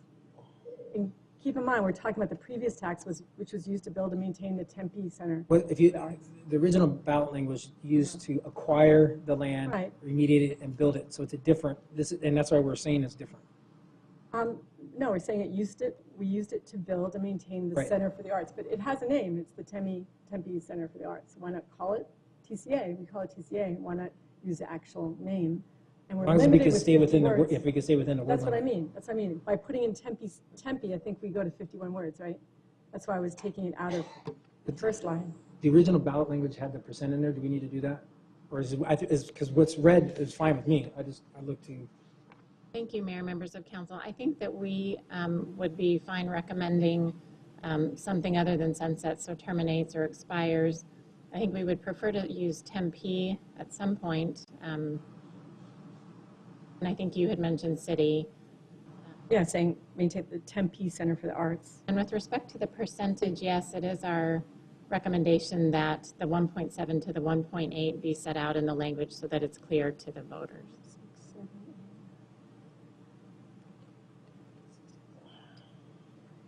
While she's counting, I have a quick question about that comment. Are we required to say the Northern Trust Tempe Center for the Arts on our ballot language under our agreement? We are not. Okay. I count 53 words as it is now, though. But the date is one word. Oh, it is? Oh, cool. Okay. Right. Correct. And is 1/10 one word? Because it's We have not been counting that as one word. really? I don't know. Some grammarians would disagree with you. It's a hyphenated word. Pardon? It is one word? Apologies, we are. Okay. So then, actually, then we could, if that's the issue, then we could, I mean, we should check it out, but then we could keep the city of Tempe's existing arts tax and then put Tempe in front of Center for the Arts. Would you mind reading it just verbatim in its whole? Well, but if we, I don't know if we, I think we could add in Tempe in front of. Well, ideally, but I hope we stay within the 50 words. The city of Tempe's existing arts tax of 0.1%, comma, used to build and maintain the Tempe Center for the Arts, comma, expires December 31, comma, 2020, period. Effective January 1st, comma, 2021, a new 0.1% tax will be levied to fund arts and culture throughout Tempe, comma, expiring December 31, comma, 2050. I think that's. Mayor? Yes, David? What was Judy's answer to Kobe's question about the Northern Trust thing? We don't have to state the name Northern Trust. Yeah, I wouldn't think so. Okay, I just want to make sure I heard that right. He's a lawyer. Practicing. I'm sorry, council member, can I ask for clarification? Did you have 1/7 to 1/8? Did you clarify 1/7 to 1/8 in that second sentence? 1/7 to 1/8. The tax rate? 1.7% to 1.8. That was in original ballot language. No, I didn't. No, I didn't put that in there. My original concern about have it be Tempe Center for the Arts, I thought we had to choose between that and the city of Tempe listed formally in the first few words, because I thought that we were over 50. But if we're still under, I would just advocate that we add in Tempe before Center for the Arts, and basically change sunsets to expires and sunsetting to expiring. Okay, That's so we fine. can take a look at that and make sure that it meets the word count. Sure. So is that okay with everyone? Ken has a question. Yes, Mr. Jones, please come up. Expiring in 2050, also part of your language. Thank you, Mayor. Thank you, Mayor. Ken Jones, Deputy City Also Manager, part of your Chief language you put in. Financial Officer. I haven't seen the language, but I didn't hear the word use tax in there, and the professional opinion we got was that the use tax is a separate option in the Model City Tax Code, and you have to expressly increase it at the time you increase your sales tax. We haven't asked for an official legal opinion on that, but the professional opinion of staff is that because it's a specific Model City Tax Code option, that if you're going to ask to increase the sales tax, transaction privilege tax by one, Because the new that you TPC, also have yeah. to increase the use tax by the same amount if that's what you want to collect. So I didn't hear the use tax language in there. That, again, you could ask your attorney for a legal opinion that she could give to you later, but our professional staff thinks that because it's a separate option that you should expressly increase that at the same time. Thank you. We have them look at it and just have them craft it for us. Thank you, Mayor, members of council. There is also an option to collectively take some of the suggestions made and see if we can come up with some language if the council does not agree on it this evening. It is our recommendation that the 1.7 to 1.8% be specified so that the taxpayers clearly understand the rate of tax that will be in effect, and also the transaction privilege, which is sales tax and use tax, be identified. That'd be great. But make sure we, instead of terminating, we say expire, or instead of sunset, expire or terminate. Yes, Councilman Granville. Thank you, Mayor. I think I understand what you said, Councilmember, but candidly, it sounds like it doesn't change substantively what we're doing. So it's fine by me if it adds clarity. I'll have to read it to really better understand it. The one thing, but conceptually, like whatever, it's fine. The thing that I do wonder about though is if this, I had always assumed that this would be in perpetuity. If it's going to expire in 2050, as you're suggesting, I would assume that that the idea being is that way by 2050, some future uses are looking at it and saying, was the money well spent? Was it well done? Was it, et cetera, et cetera? And then we would come back, I would think, for another 0.1% sales tax, assuming all is going well. And I would assume that the residents of Tempe would vote yes for that because we're those kind of people, and that's a good thing. But if we don't, that puts us in a pretty precarious spot in 2050.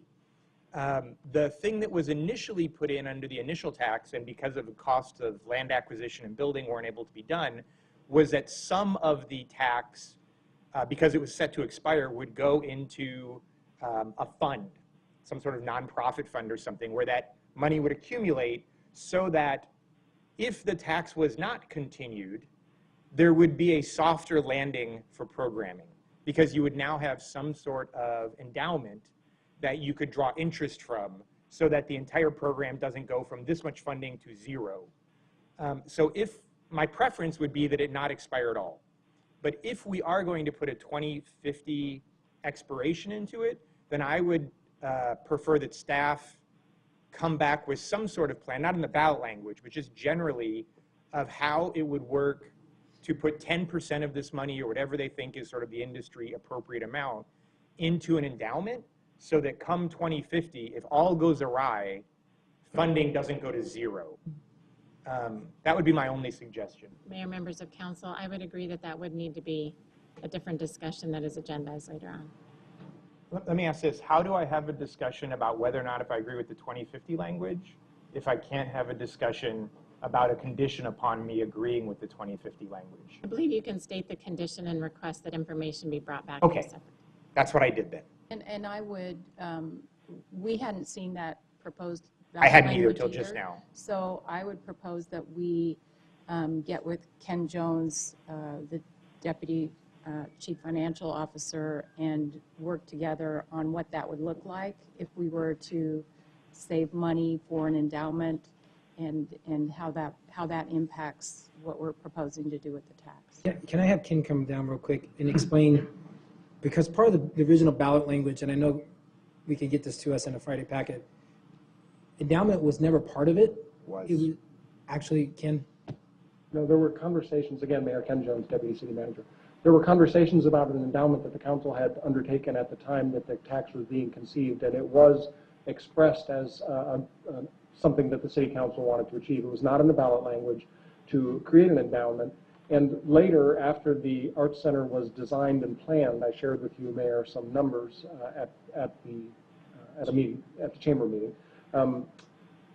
At the time the center was developed and the tax was passed, the council had another discussion, and what they said was the endowment to operate this in perpetuity isn't going to come to fruition because the cost of building it was too much for that. But we do want to set $20 million aside so that at the time the tax expires, there's $20 million remaining.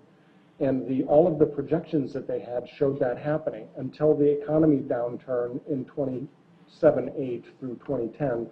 And now the actual tax that's being collected is on the trajectory that was proposed at the time, but the dip that occurred during the recession did away with the $20 million that was projected to be available at the time. So whether you want an endowment, there's a simpler way to do it. You can create an arts and culture tax fund where the tax is placed and then put a minimum fund balance on that. And what you would say is some percentage, like half a year or a full year of revenue, should be the minimum balance in that fund, so that as the tax is collected, you never spend below that minimum. And if the tax were to ever expire, or if there were another economic downturn, you would have enough money in the fund to operate the arts for whatever period of time you decide. But I think the difference, what you're talking about, is the difference between a reserve fund and an endowment, right? If we have a permanent arts tax, then I would assume that we would have a reserve fund, because as sales of cars go up and down, the revenue goes up and down, but you want the spending on the arts to be flat, or ideally even go up during a recession because people need stuff to do that's cheaper. So if it was a permanent tax, I would assume that we would have a reserve. But if it's an expiring tax, then the reserve doesn't make as much sense, because the problem isn't if the economy goes down and it's 2047. The problem is if the arts tax doesn't get renewed and we're trying to figure out how to do 2051 to forever. Then you would simply draw the interest from the endowment, but the endowment would never go away. That in my mind is a conceptual difference. It becomes a scoping problem with an endowment, though, Councilmember Granville, which is whatever the amount that would cost to run an arts center and the arts programming to the extent that's been talked about by staff might be on the order of tens of millions of dollars of an endowment plus in order to derive the type of interest that you would need for $5-6 million of operational over time. So I understand with the city attorney's admonition, I don't want to get into too much, but I mean, I understand what you're saying, and we would have to look into what size of an endowment that you actually would have to have. And that's the thing I'd want staff to figure out is, because the question is, how much would you have to set aside each year so that after 30 years, the interest on that would be some percentage of the remaining 80 or 90% you'd been spending year over year, right? And you'd have to add the factor of, and how long would you expect that to last? Beyond the expiration of the tax, yes. I would assume forever because only the interest would be getting spent. Perpetuity is a lot bigger number than a soft landing, which you had spoken That's true. about. I would defer to staff on what they thought was best. But just for clarification, the ballot language that was stated, the staff is going to look at it. We want to move forward with the new tax for for the arts and cultural for the city of Tempe, based on the arts master plan that we adopted back in 2015, with the assumption that this tax will be expiring in 2050. Is that the consensus of the council? Yes. Okay. But there is another matter, it's the official title, because that also has to be discussed, and maybe, I don't know if it's at this forum, but there's, in addition to the description, there's the official title that appears on the ballot. And I wanted to, right now, that language reads, a resolution submitting a proposed permanent transaction privilege sales tax and use tax increase to the qualified electors pursuant to Tempe City Charter 5.02 to fund arts and culture throughout Tempe. I'm sorry, in Tempe. And I wanted to make a recommendation, and I'll just read this slowly, of a resolution, in capital with R, resolution as we do in resolutions, a resolution submitting a continued transaction privilege sales tax and use tax to the qualified electors, pursuant to the Tempe City Charter 502 to fund arts and culture throughout Tempe. So we're talking about it as continued. It's a continued tax. And in the current description, we describe it in its relationship to the past tax. I don't know if we have to do that in the official title as well, but I wanted just to throw that out there.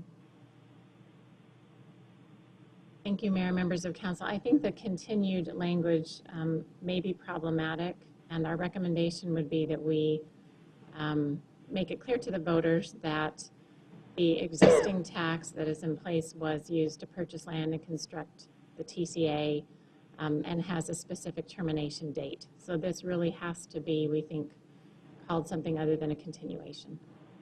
Extension, or, I mean, is there another word? To say, we say here, new tax. Right, but it's not. No, that's what we're asking. Yeah, I think that the difference here, the rate is certainly going to remain the same, but the purpose for the tax and, again, the sunset provision would be different. So I would put into the resolution, a new 0.1% tax would be levied to fund the arts and culture throughout Tempe, expiring December 31st, 2050.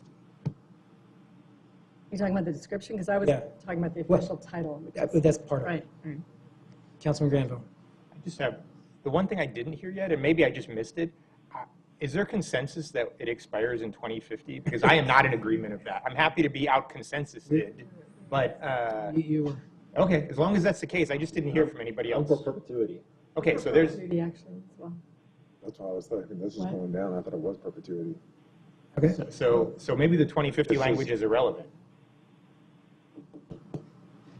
I mean, if that's the consensus of the council to have it in perpetuity, I'm just trying to look at all the different stakeholders that we've spoken to. I've heard of one stakeholder, and they were here, and I disagree with them. Okay? So then I guess, permanent. Thank you, Mayor, members of council. David?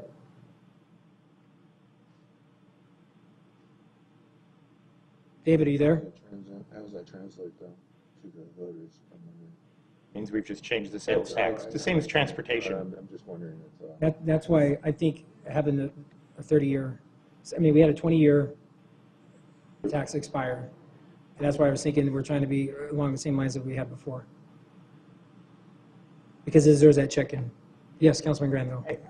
I agree with the idea that we need to have accountability. I absolutely agree with the accountability standpoint, but I think the accountability is a different question than if we should be funding the arts.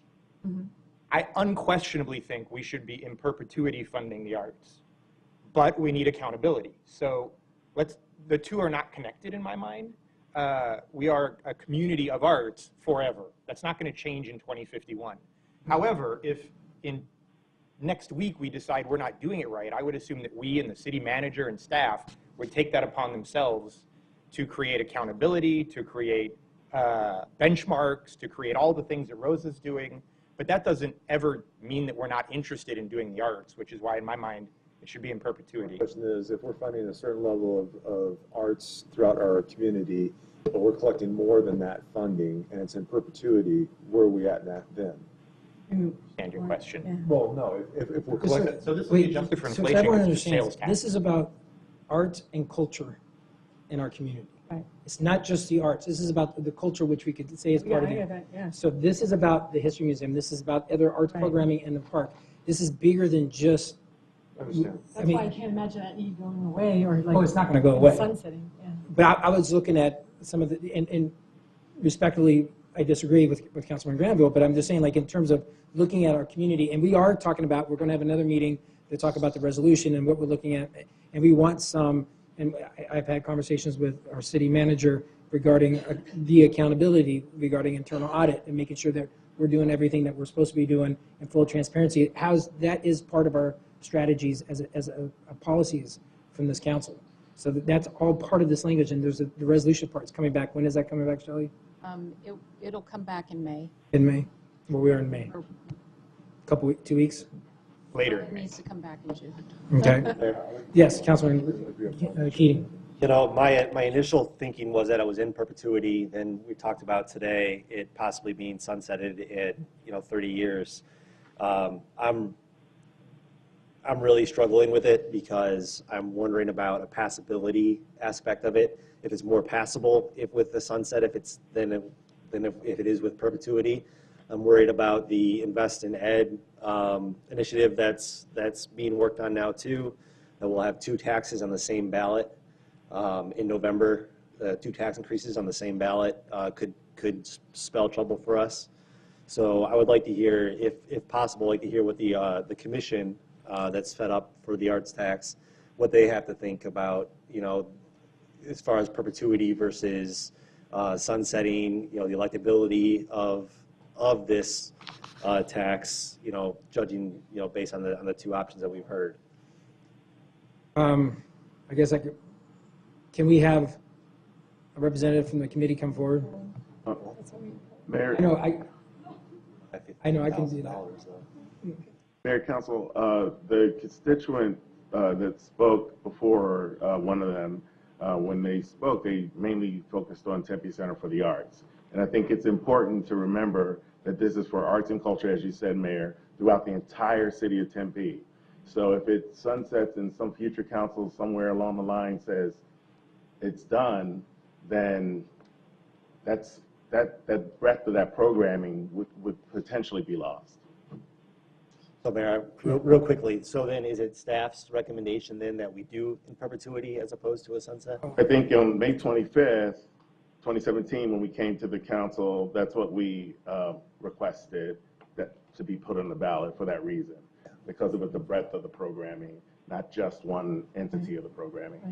I would like to consider a little bit more analysis on what that means if it sunsets. If we do the programming as proposed,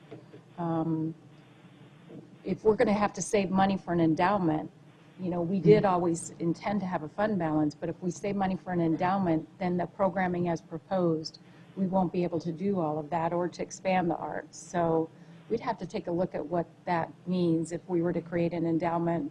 It Do might we have have consensus to to go go forward with that? I mean, no offense, Councilmember. I'm sorry, I didn't. I thought we had consensus to do in perpetuity a little minute ago. Wait a minute. Go ahead, Lauren. Well, do we have consensus to go forward to look at an endowment? Because, Yeah, I know we I- can't discuss it much, but that was your idea, but I don't know if we have Might not be. consensus to go forward and have us go through all that rigmarole. Pam? Thank you, Mayor Mitchell, and thank you for asking that question, Councilmember Keating. The Tempeans for Arts and Culture Political Action Committee does have a point of view about this. We hadn't even, at the time we were discussing it, taken into consideration that there might be an education initiative also on the ballot, and I guess it remains to be seen whether or not there will be. Our concerns were centered around the fact that this is on the state general election ballot and that partisans will be out in force voting for their candidates.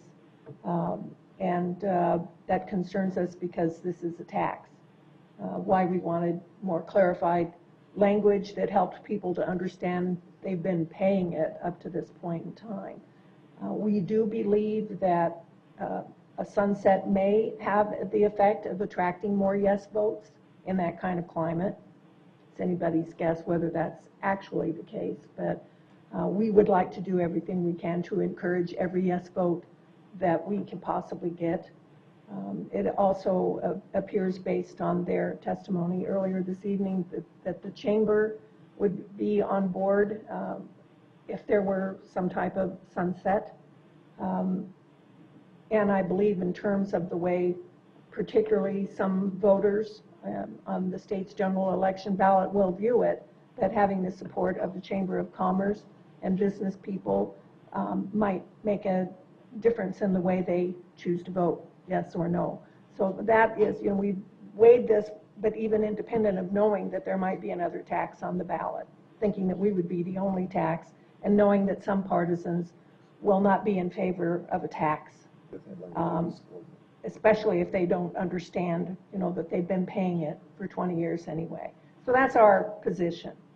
Councilman Cubey, then Councilman Navarro. Councilmember, respectfully, you don't have polling to back up those suppositions, and we are looking at perhaps a historic year, a midterm, and with increased participation and all that. So, we're Yes. kind of all guessing here. And Exactly. So we need to do a poll, obviously, and we need to message that. And we appreciate that and agree with your statement. We can't really know, but we do have concerns because it's not going to be a typical municipal election. It will have different characteristics, a different universe in terms of who the voters will be. But, well, I'm not quite done. But, also we had 26.6% of people participate in the Tempe City Council elections, and November elections presumably will have a larger turnout. Yes. So, yes, there are votes that drop off, but there also is increased turnout for a much wider range as of well. population. We did understand from staff that they might be doing some level of surveying. I'm not sure what the details of that might be. We were hopeful that that could give us some better direction with respect to the arts and culture tax issue. Councilman Navarro.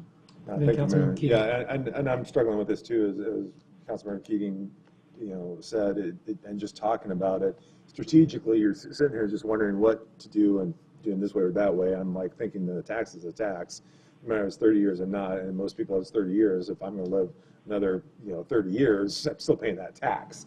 So, and then my other question is with the chamber, are you, and I didn't have clarity on this, are you supporting it if it is a 30% or if it is a sunset?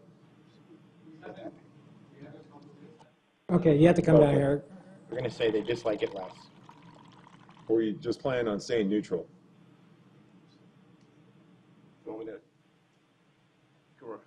Just a second. The chamber hasn't decided on a time frame yet, but we want to have an understanding that you guys are open to it. So it's really the pleasure of us. I mean, we've heard the positions from a couple of different people. I think we all want the arts text to continue for the arts and cultural and art, for the betterment of our community, for the quality of life. It fits all of our strategic priorities. So it's up to the council whether we're looking at the tax expiring in 2050 or if we're looking at having it in perpetuity. So it's basically up to this council and this body. And we had consensus at expiring in 2050. Then we've had consensus at having it in perpetuity. Now we're going back. So I'm going back and forth. If we could look at where, and David, are you on the phone? Councilman Granville? Question to our city clerk. if this didn't pass in November, do you know approximately how many more bites at the apple we'd get in the way of elections before we'd get one more? Before 2020? No, it could be for an override election. Can we do an even year? I would need to verify, but I believe you would have one more bite. That would be in November of 2020, but I need to verify because the law has changed with regards to taxing issues on ballots, and I don't know if it's every 4 years or every 2 years at this point. Thank you. That's a good point. So, I'll ask again. So we read the language. I guess the only disagreement is, I mean, we all want this tax to move forward because of the quality of life amenities that this provides to our community. So the question is, should it sunset in 2050, or should we have it not expire? Yes, Councilman. Mayor, if the committee is fine with sunset, then I'm fine with the sunset too. Okay. Anyone else? Joel's fine? Yeah, I'm just struggling with it. Councilman Cubey? Well, I wish David could weigh in. Can we contact David? It'd be 3 and 3. True. But, you know, I agree with your point that you made when you mentioned that people are thinking 2050 perpetuity. Are they really saying, oh, I'll have this opportunity for the tax to be relieved in 30 years? But, you know, there's that gradation in your thought. It's not going to really happen. I think when you make a statement that it should be permanent, you're making a stronger statement about the importance of arts and culture in the community. And that's the direction we gave to our staff, and that's the direction we've been moving on, and we're suddenly shifting in 1 year. Again, we don't have to shift. That's what I'm asking. Right. David, are you there? Lifeline. Councilman. I would always defer to what the committee wants, in spite of my own personal opinion. But I agree with you. I think right now we just don't know what we don't know. Would it be possible to, just as a clerical process, advance both versions until we can get additional information related to the interest of the residents as it relates to permanent or temporary? Because if both versions come in at 60% or come in at roughly the same number, you know, then in my mind, well, if they both come in at 48%, then it doesn't matter which one we do. If they both come in at 55%. And so that, but I know from a timing standpoint, we have to advance something. So I guess my question would be, could we actually advance both just from a clerical point? And then vote one up and one down?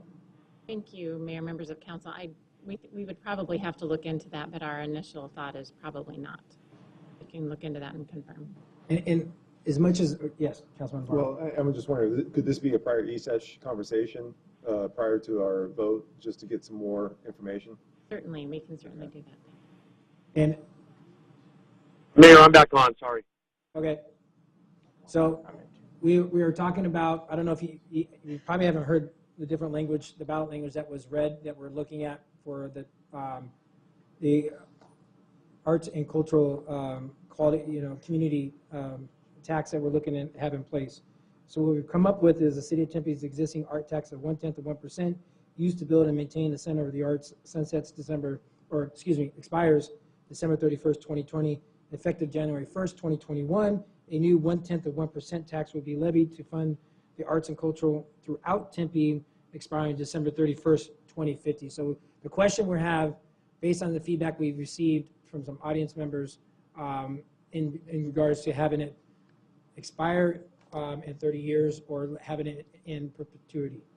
So that's the question that we're at. We've gone back and forth. We've had consensus to have it expire, and then we've also had consensus to have it not, expire. So.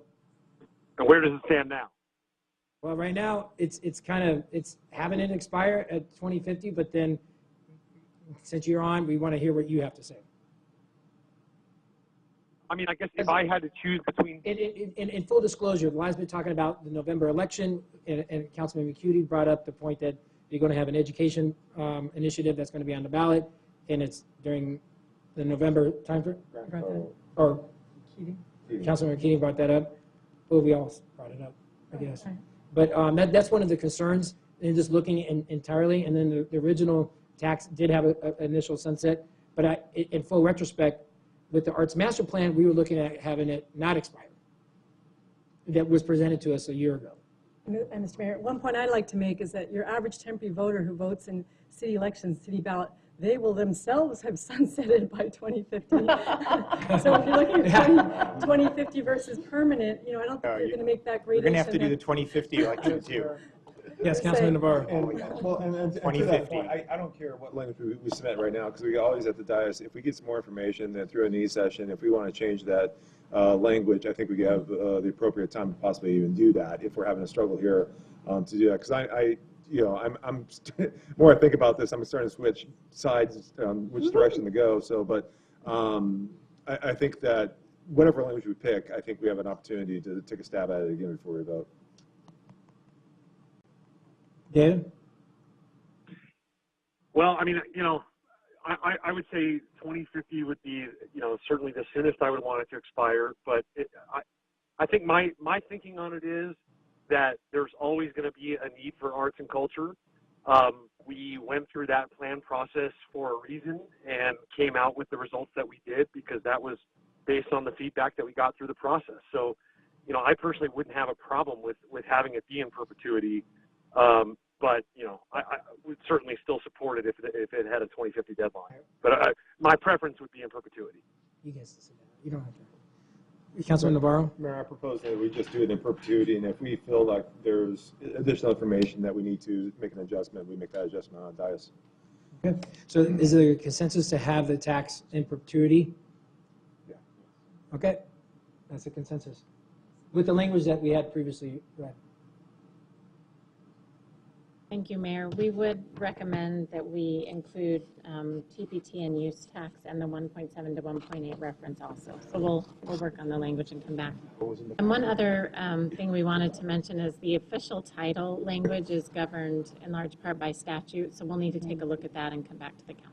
Would it be okay if we had the City of Tempe's existing art tax of 0.1% terminates or expires December 31st, 2020, effective January 1st, 2021, a new 0.1% transactions privilege tax and use tax from 1.7 to 1.8% will be levied to fund the arts and culture throughout Tempe in perpetuity. Is that good? Yeah, it sounds. Mayor and council, that language would be acceptable from the ballot standpoint, but you could also leave out in perpetuity, and it would have the same effect, I believe. Okay. Councilman Granville. Thank you, Mayor.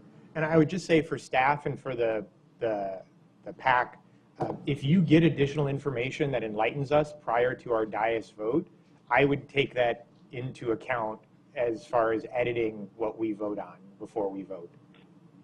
Mayor? Yes, Councilman Shapiro. Yeah, I mean, I would prefer just something along the lines of from and after as opposed to in perpetuity. I can't. Like you.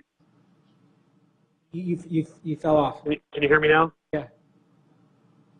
Rather than in perpetuity at the end, as Judy said, it would have the same effect otherwise. I would prefer language that says maybe something like from and after, or if she thinks that's not even necessary, then I prefer that. Okay. I think you had the consent.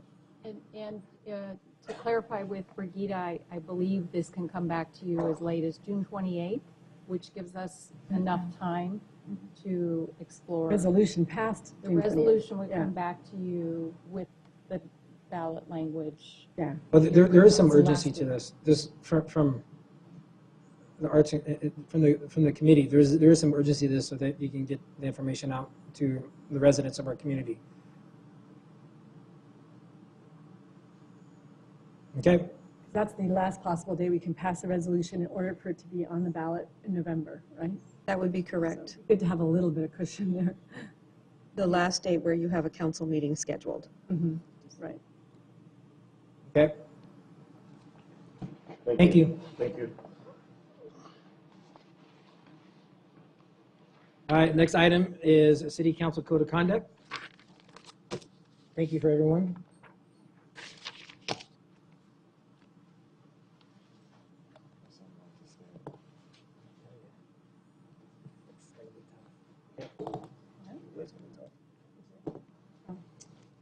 Hi, Judy. Hello. Good evening. Thank you. Good evening, Mayor and Council. Judy Bauman, City Attorney, here to talk about the Code of Conduct that's on the work study session agenda this evening. A brief introduction is that in 2009, the City Council adopted the Code of Conduct to govern the actions of its members. And the Code of Conduct at that time adopted certain personnel rules that were applicable to council members. The personnel rules have since been updated in 2015 and in 2018. So the council has the opportunity, but not the obligation, to consider adopting the updated rules or considering other standards that would govern your actions as council at this time. I have provided a table that shows you a comparison of the prior 2009 personnel rules and then the updated personnel rules. In addition, we were asked to provide information from the cities of Mesa and Phoenix. So that is also included in your packet. And I would also like to let you know, as of last night, the city of Phoenix voted to refer a charter amendment to their ballot, and that has to do with governing code of conduct for their elected officials. So I'm going to go ahead and pass this out to you as well. Pardon. So with that, I will turn the discussion over to the members of the City Council. Thank you. Thank you, Judy. Any council have any comments?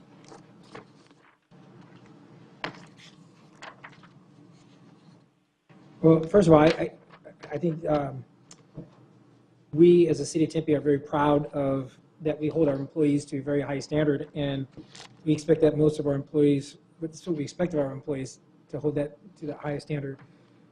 But I think that also reflects on the city of Tempe, like us as elected officials. We should be held to the same standards as our employees. I strongly believe in that. And right now, as it is, it's not. So I look to my colleagues to have that, yes, Councilmember discussion. Councilmember Keating. Thank you, Mayor. I absolutely agree that we should be held to the same standard as our employees. So I have 4 recommended changes to the Code of Conduct I'd like us to discuss. I guess I'll just read them all and then we can discuss them one by one, or is that? That's fine. That's fine. All right, number 1 would be to update the resolution to include accurate section numbers in the amended personnel rules and regulations. Was previously Rule 406, Section B is now 406C, and the individual item numbers have changed. So I'd like to update those. Work within the Ethics and Workplace Handbook, replace the current federal definition of discrimination with Tempe's anti-discrimination charter language. Our language is stronger and believe it would make sense to include it. Good catch. Thank you. Move or copy the language on unacceptable behaviors sections from the Ethics Handbook to the Personnel Rules and Regulations, Section 406, Grounds for Disciplinary Action, where appropriate, and add an added reference to their being prohibited against members of the public as well as city employees. Number 4 would be to make possible sanctions or disciplinary action, to remove language from the resolution that says maximum penalty, the maximum sanction or penalty is a formal censure. B, to add the ability for the majority vote on council to impose civil sanctions up to $2,500 per incident. This is something that the city of Phoenix has approved and will help offset the costs of outside investigations. And finally, C, to add a provision for the removal of office with a supermajority vote of the council, 5 members. This would require a charter amendment. And we can look at, the city of Phoenix and the city of Mesa for what their charters allow as far as council removal goes. Okay. Else? Yes, Councilman Keating. I think you've got some really excellent points there, and I'd love to see those enacted and considered for our changes in our code of conduct for ourselves. And would that also cover commissioners as well? Boards and commissions? At this point, Mayor and Council, the board and commission members are volunteer residents of our community and sometimes residents of other communities, but primarily Tempe residents. They are not employees, and so they are not at this time subject to our personnel rules and regulations. Okay. Councilman Granville. A couple of things. So the vast majority of what you just said, I agree with. The civil sanction and the removal from office, I do not, for a couple of reasons. And mostly it's one, I'm not sure, we'll just need to get a legal opinion on if we can even do a removal from office, because my assumption is the inclusion in the charter would mean because you're going to add it to the charter. Right. Okay, so we need to figure out what that meant. I don't know. Here's my issue with it.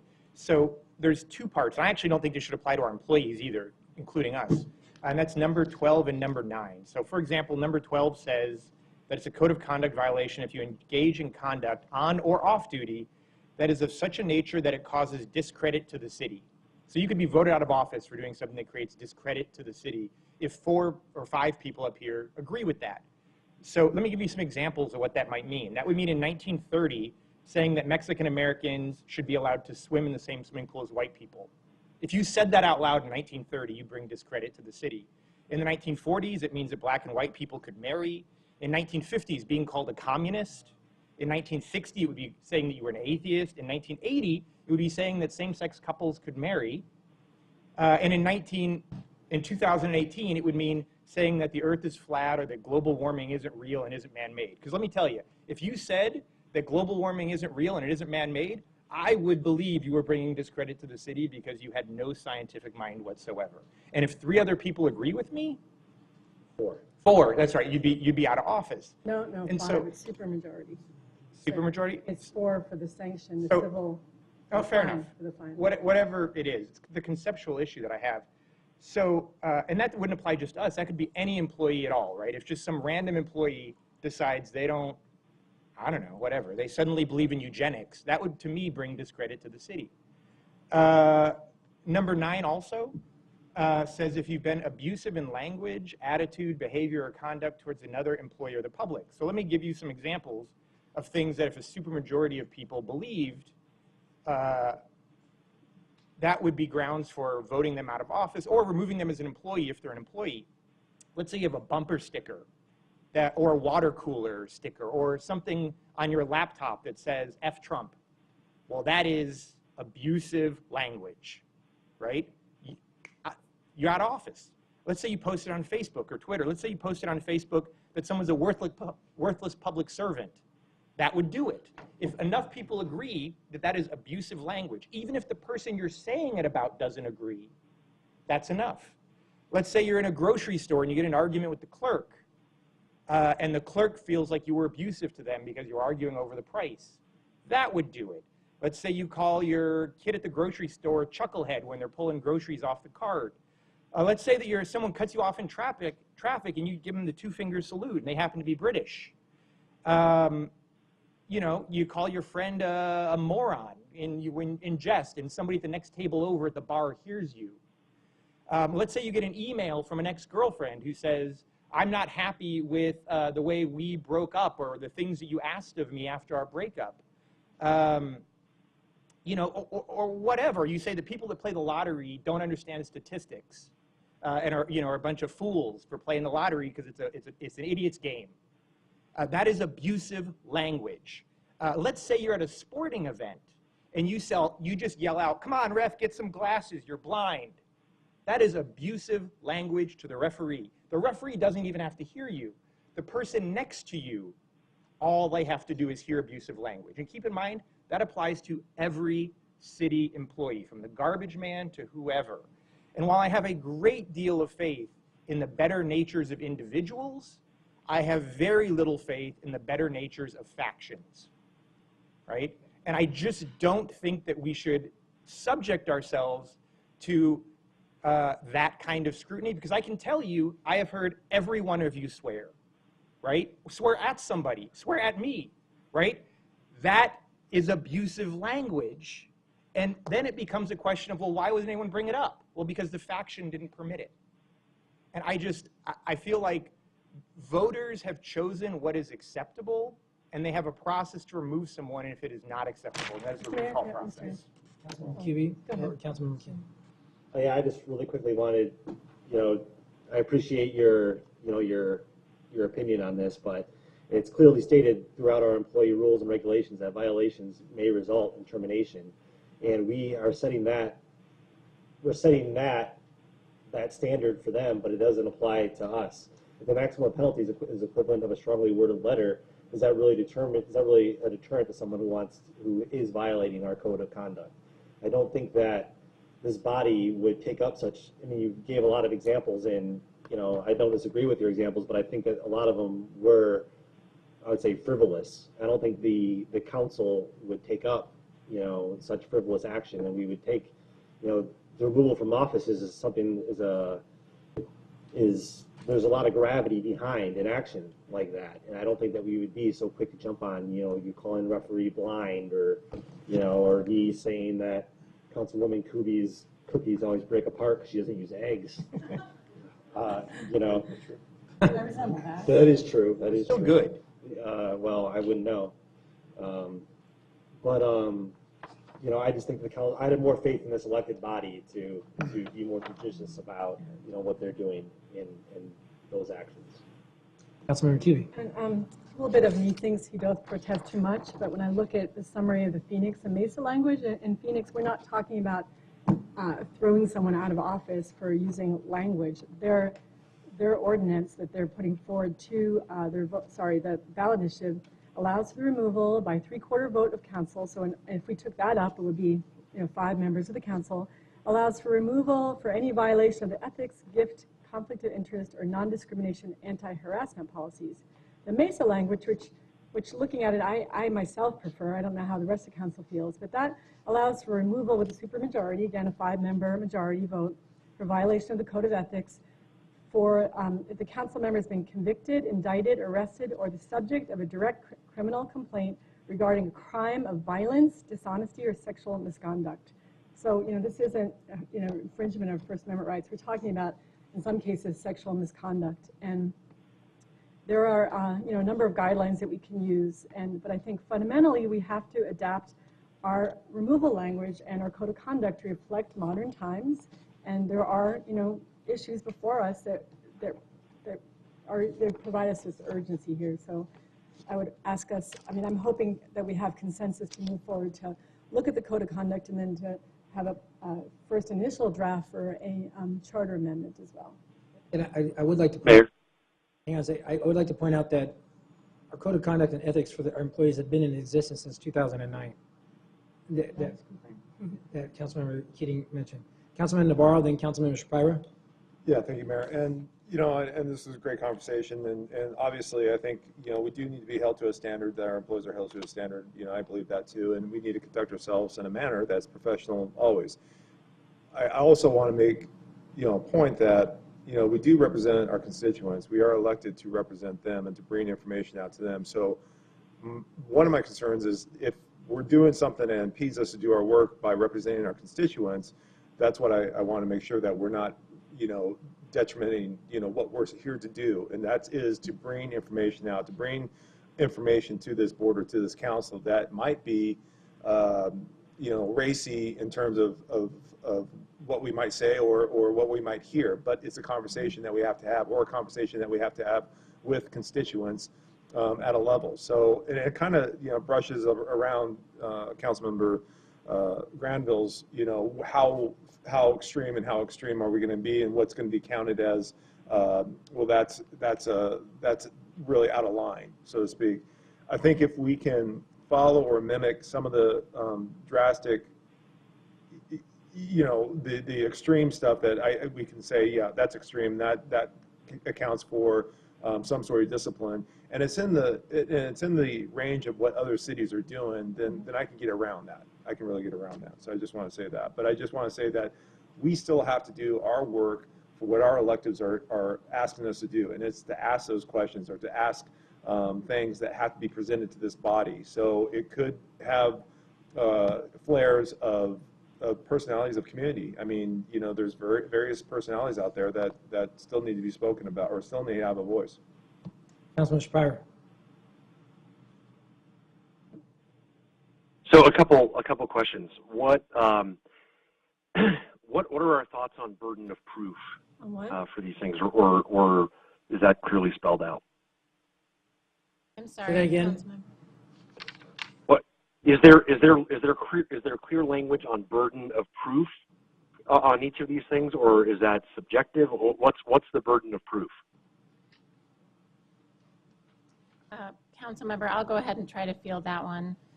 Looking at the charter language that Mesa currently has and the one that Phoenix has just recently referred to their ballot, there is not a burden of proof standard. It appears to me that these would be civil type sanctions, so it's more of a preponderance of the evidence type of situation. It's not a criminal standard. Mm-hmm. So I just want to be thoughtful about this instead of just kind of guessing at a burden of proof. I'd like to see an actual burden of proof in there because there are substantial differences, and I know, only one, Colby's the only lawyer on the council, but I do think that the rest of us should get some legal advice on what maybe the burden of proof should be. I mean, if we're just looking at a civil standard, we're just going to say preponderance of evidence. It's just a flat 50% plus one. I mean, I just want to be aware that that's what we're doing. Or if we're going to go for more of a clear and convincing evidence or beyond a reasonable doubt. I just want to make sure that we actually are clear on what the standard's going to be. And then the other question is, the language that Randy read earlier said something along, I'm sorry, Councilmember Keating read earlier. Hopefully there's nothing in this language about using your fellow council members' first names instead of saying council member before their last name. Anyway. We remove you for that, but. Okay. So the language that Councilmember Keating read earlier talked about bringing, I can't remember what the exact terminology was, but discredit to the city, et cetera. Does that apply to all of the things, or? And the reason I asked that question is because Councilmember Granville used the examples of yelling at an official at a basketball game.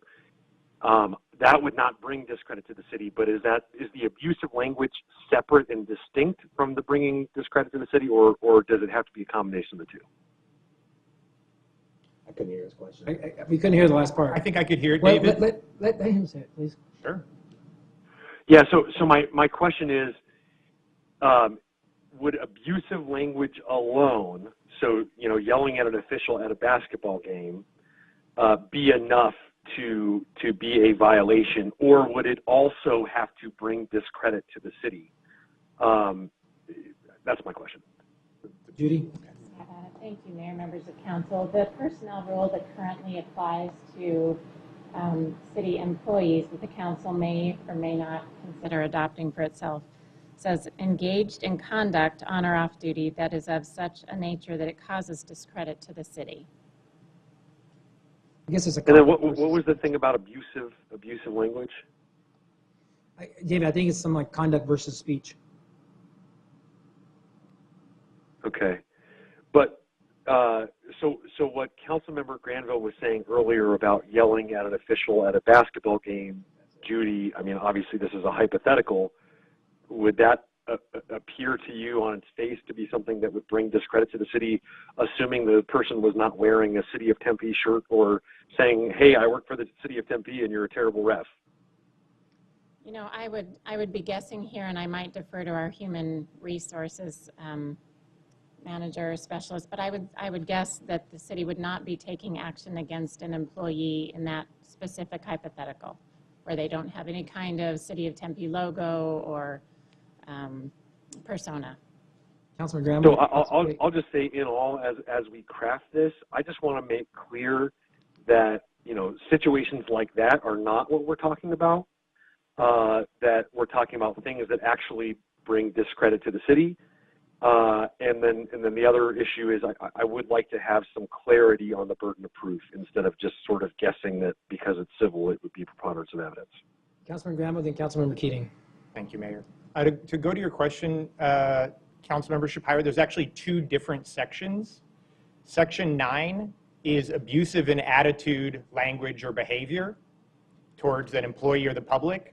That was the yelling at the referee one. So it doesn't have to bring discredit, it just has to be abusive. And it doesn't have to be abusive to the person you're abusing, it has to be abusive, like someone found it abusive. And then the other one I was giving was Section 12, an entirely different section that's engaged in conduct that discredits the city. That was my example of somebody saying that global warming isn't real and isn't man-made. I personally think that would bring discredit to the city. But that's my own opinion. And I think the points you bring up are good.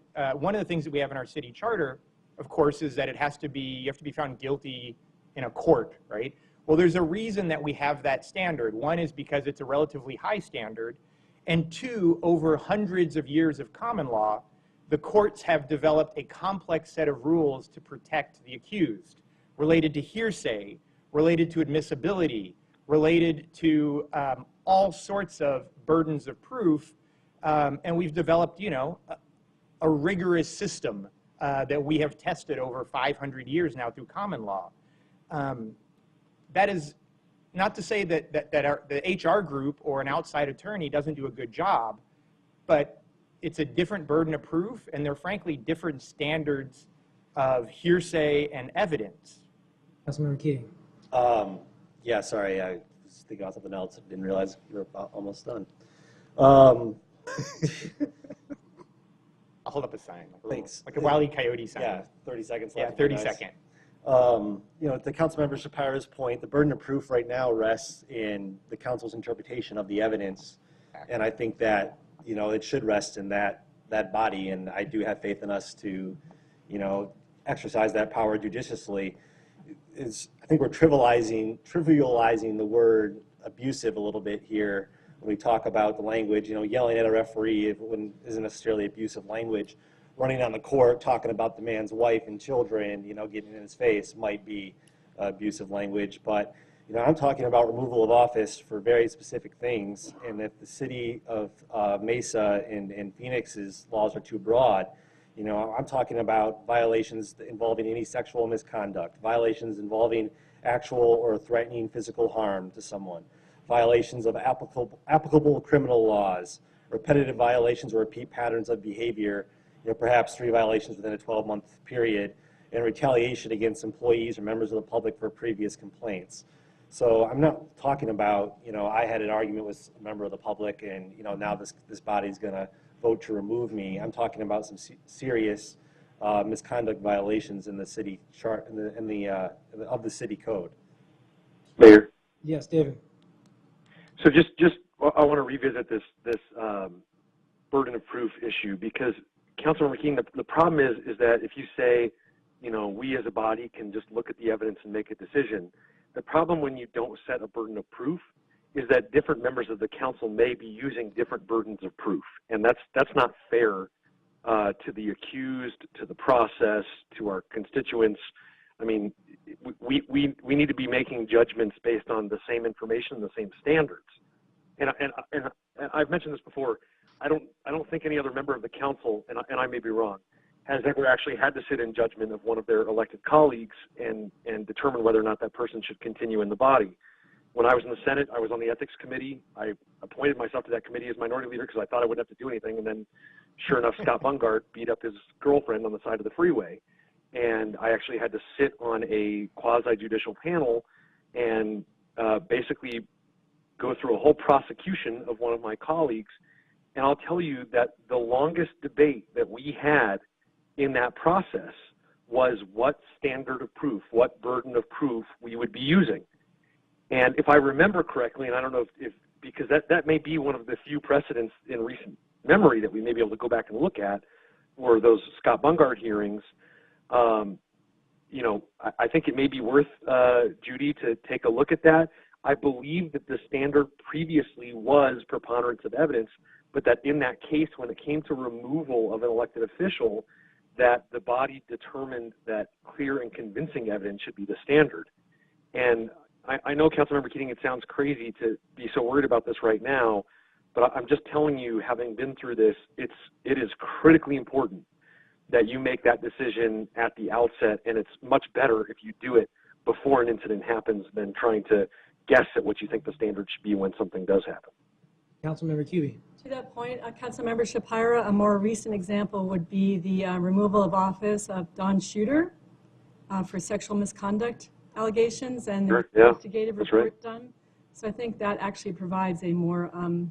But here's the difference. They never actually had, I don't believe they actually ever had any ethics hearings for Don Shooter. They just took it straight to a vote. I don't think they ever actually had any ethics hearings. I could be wrong.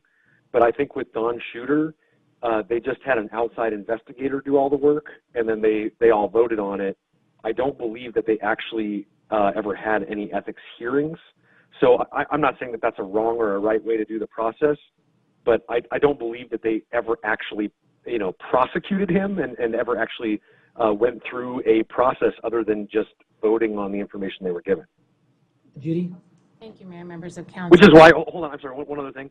That is why, by the way, he is suing the state of Arizona for a due process violation. I don't want the city of Tempe to end up in the same situation. Judy? I would be more than happy to research and provide the council with some information on various legal standards that you may consider adopting specifically for removal situations. I would also like to remind the council that the way that the current code of conduct that the council has adopted to govern its own members, the way that it currently is set up has an initial fact-finding and then an initial investigation. Those are not performed by members of the council. So the only thing that would be coming back to you as the council would be a determination to decide what to eventually do as far as any type of penalty if you decide to have any at all, which could include, but is not limited to, removal from office. That's a good point. Councilman Navarro? No, I think she just said, I was just wondering, if you did bring this back, I didn't know if we could have another e-session discussion on this also, or are we just going to have an open forum? Because I have so many other things that pop in my mind that it's like, well, here you go. If you want, let's open up the closet on everybody. And how many people are going to run for office, so to speak?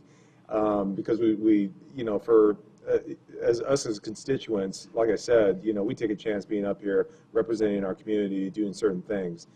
But, I want to make sure that, when I think about this as it's being presented, I think about it as you have been caught on some sort of legal act, some sort of mischaracterization, and you have been under investigation of an act that is not suitable, and it brings discredit to not even just this body, but some other body you might be working for my department or whatever it may be. That's kind of the hierarchy of how I see this being presented, and that's kind of hoping that's how we're running this thing, not on frivolous, well, I have a neighbor that doesn't like that council member, and he's going to constantly just say, hey, you know what, I'm being harassed by this person, and this can be he said, she said type of stuff.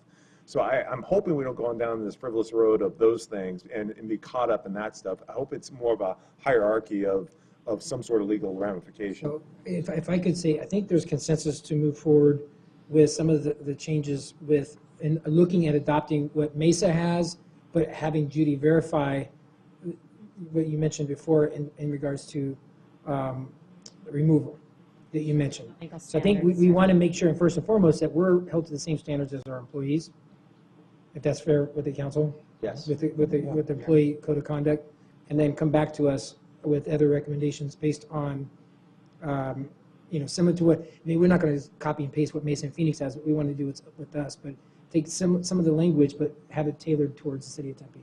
Councilmember QB?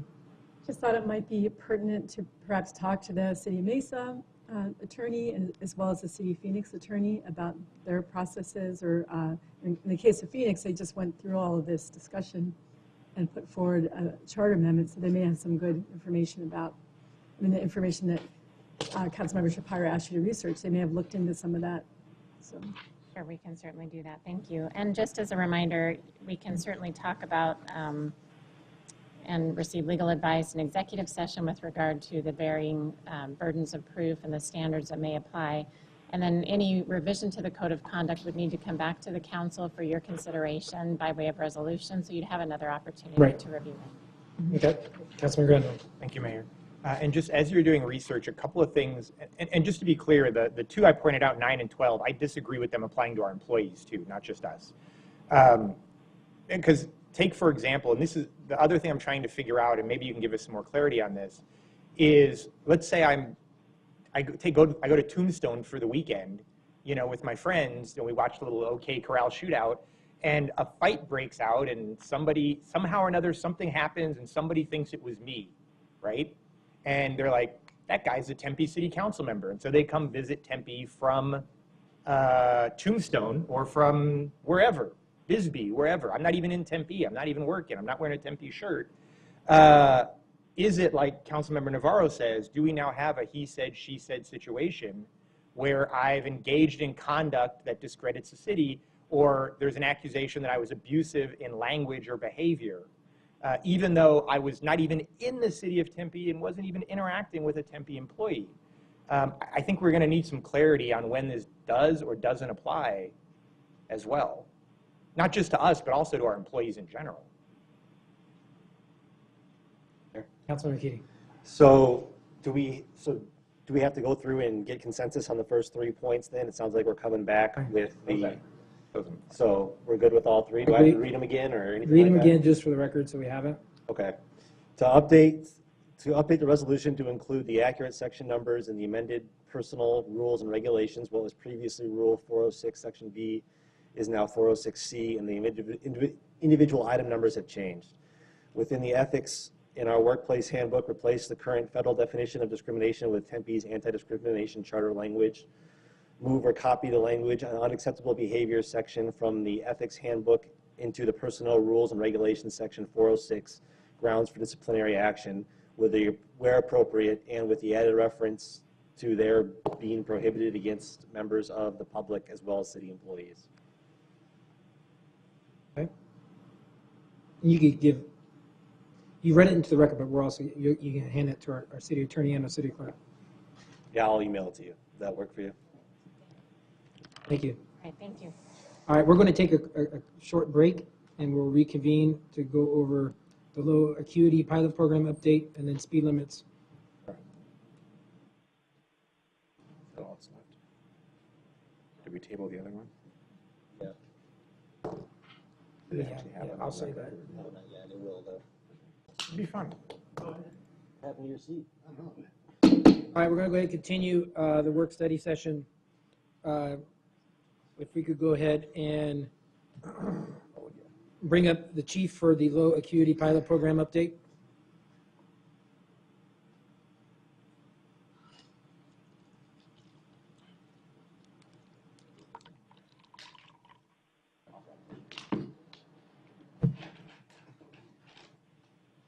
Welcome, gentlemen.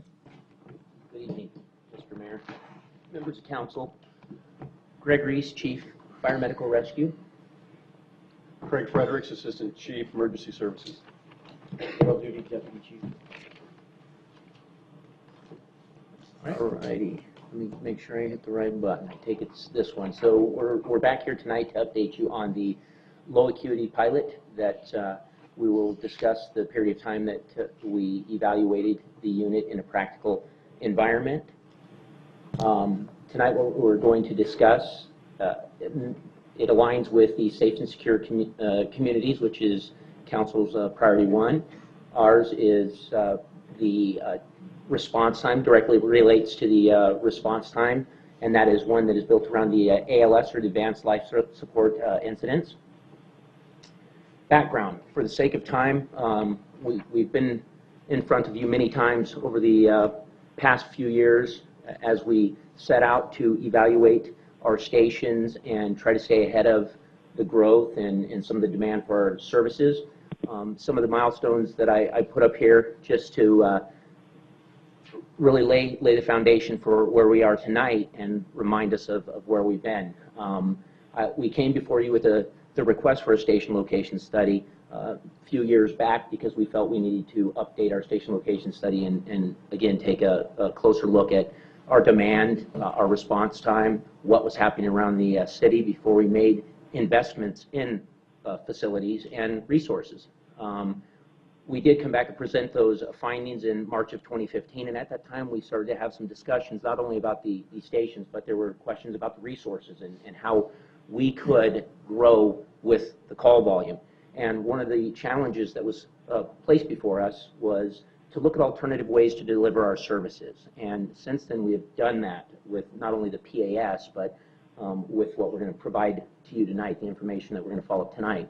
And again, as we know, a lot of it, or most of the discussions were surrounding the Station 7 site and the future of Station 7 and how we can put the right resources in that station, not impact service delivery in the rest of the city.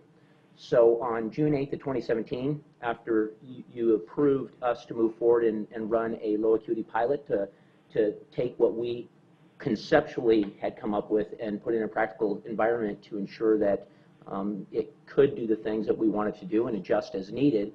Because it's really it's a concept that you're going to find out tonight is that most of the cities around us they're trying to figure out how to best provide that service utilizing a resource like that. So with that, we'll get into the low acuity pilot. So a few things about low acuity basics. First, when we talk about managing risk in an area of the city or in the city as a whole, we've come before council many times. We've talked about our response times. That's the measure that we're discussing today. Our ability to affect a positive outcome after an emergency response is really based on our ability to get there quickly, get in the way of whatever detrimental process is occurring, and turn that around. That's a big piece of our ability to have a positive outcome. The other half of that is making sure that we respond to the right people with the right training and the right tools in that amount of time to affect a positive outcome. So when we talk about managing risk in an area, our standard response has been that 4-person unit.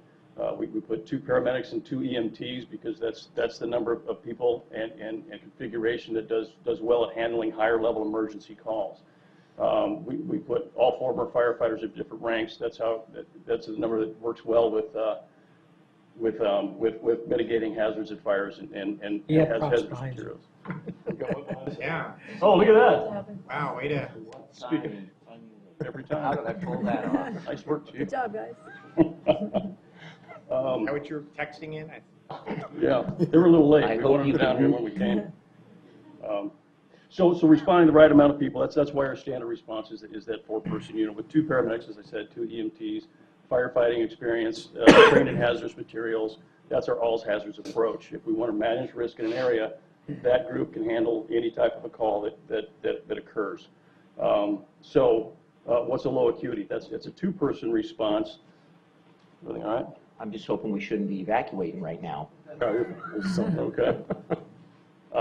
So a low acuity, the 2-person response that's able to handle calls that maybe don't require that higher level of response. So what's a lower level of emergency versus a higher level of emergency? Probably the best way to think about that is with our medical calls. We very clearly delineate between advanced life support and basic life support calls. On final disposition, meaning at the end of the call, when about 53% of our calls for medical are advanced life support in nature, about 47% are basic life support in nature. So with a 2-person low acuity unit, we believe we can handle those lower level, lower acuity calls for service and therefore free up that 4-person unit for a quicker response to get a positive outcome, that higher level response to the site where they're actually needed. So why are we looking at low acuity calls, low acuity units right now? It's an attempt to try to get ahead of advancing call volume.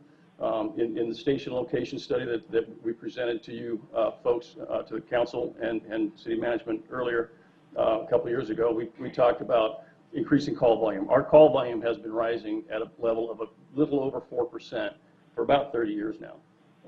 In that station location study, they predicted out that continued call volume increase, and they were correct. It still continues to increase at 4% per year. At some point, as we start to have higher and higher call volume, that starts to call into question our reliability in an area. So that when we talk about reliability, that's that ability for that unit to be available when the emergency happens. More and more calls you run, obviously, the less chance it's going to be available when the next emergency comes. That's when you start looking at the resiliency of the whole system. Can we bring in other units that can cover that area? So as our call volume starts to increase, a phenomenon occurs where the low acuity call volume increases too. And we believe we're at a level where there are enough low acuity calls out there that a 2-person response team has the ability to handle those low acuity responses, still be challenged in doing it, bring up that 4-person unit that still will be challenged with their call volume at that higher level.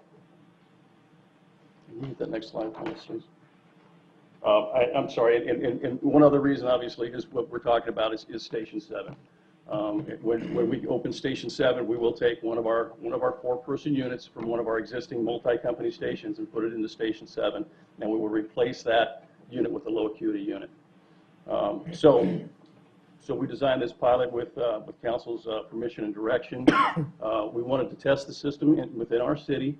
and study some of the outcomes. We were very certain that, fairly certain that it was going to work well for us. It's not brand new. Several of the cities in the valley are using low acuity units. There are some differences between each of the cities and how they use them, but there are a number of similarities, and they're having success with them. So as we designed our pilot, we took some of that information from the other cities, designed what we felt would work in our community, and what we wanted to look at was to test statistical differences in call volume, as well as in the ability to make decisions in that two-person unit. So does the call volume basically support that concept that we can run a two-person low acuity unit on a number of calls and free up that four-person unit?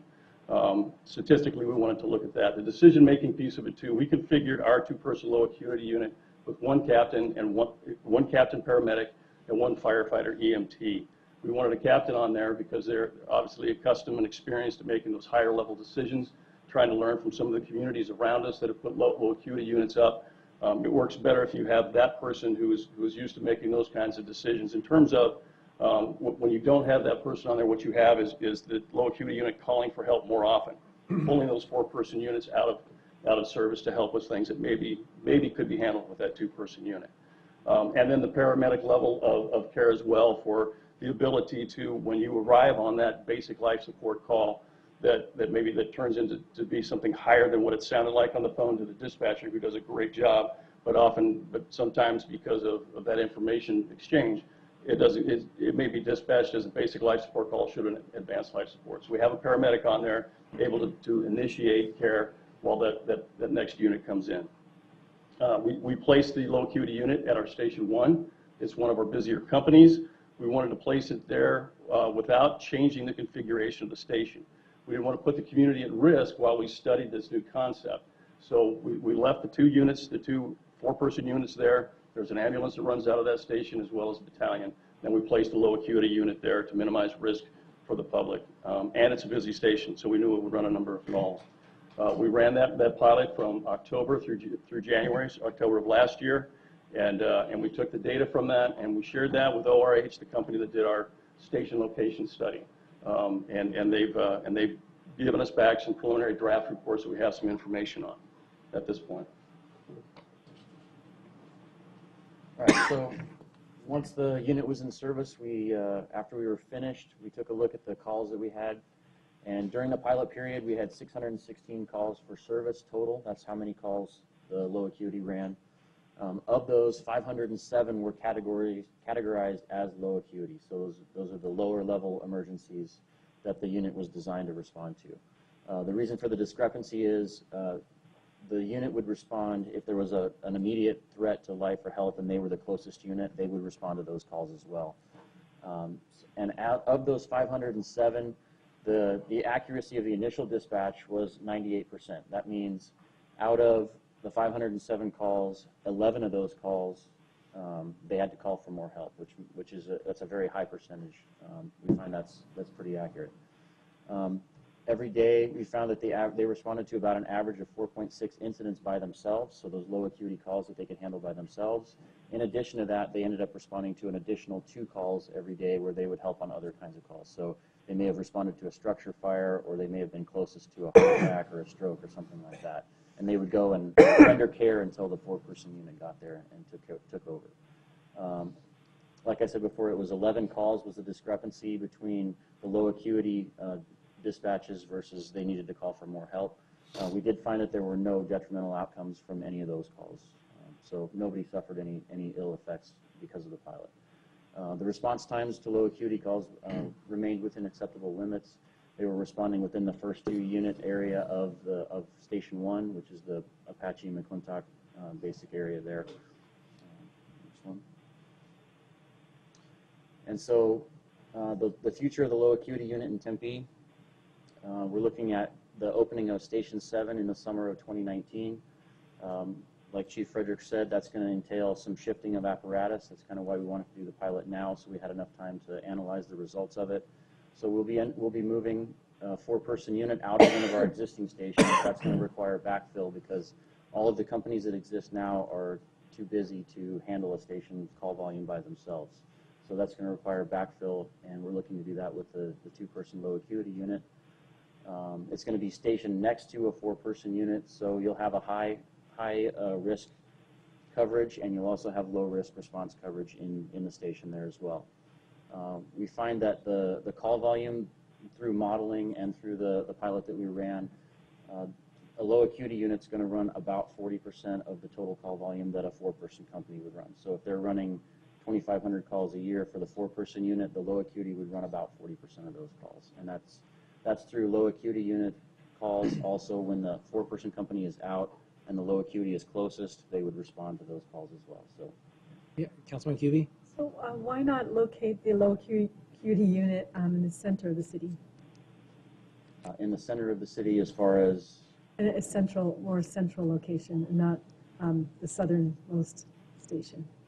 Right, so we haven't really decided yet where it's going to go. We're looking at all the options. Okay, that fire station. Yeah, we're going to relocate an existing 4-person company to the Station 7. We knew that we couldn't do we could not cover all the risk down there without having a 4-person down there. Right. So the low acuity is going to backfill that unit in the central portion of the city, most likely. Oh, I see. That is back up here in this area. Thanks, that makes more sense. Yes, sorry for that. So they're going to cover about 40% of the total call volume of a 4-person unit, like I said. And we find that this is pretty consistent with findings from other cities that are surrounding that have low acuity units running now. So we're pretty consistent as far as that goes. So we had the company is called ORH. That's the company that did the station location study for us, the update. They've done some modeling for us here recently. They did some simulations with different apparatus locations in order to identify the best options. So we wanted to know, out of all of our fire stations and all of the possible combinations, what would be the best way to set it up. So which company can we move that will be most beneficial to backfill with the low acuity unit? We're currently examining those. We've been working with ORH to kind of edit some of the data in there and some of the findings in the report, and we look forward to having that here shortly. It's important to know that several other cities, like we've mentioned before, have low acuity units, and we're in contact with those. We're going to meetings with them and things like that, and it's constantly evolving. So we're still looking at best practice and kind of ways that we can adjust the low acuity unit capabilities to be most efficient. With that, we'll open it up for questions. Well, thank you. Councilman Navarro.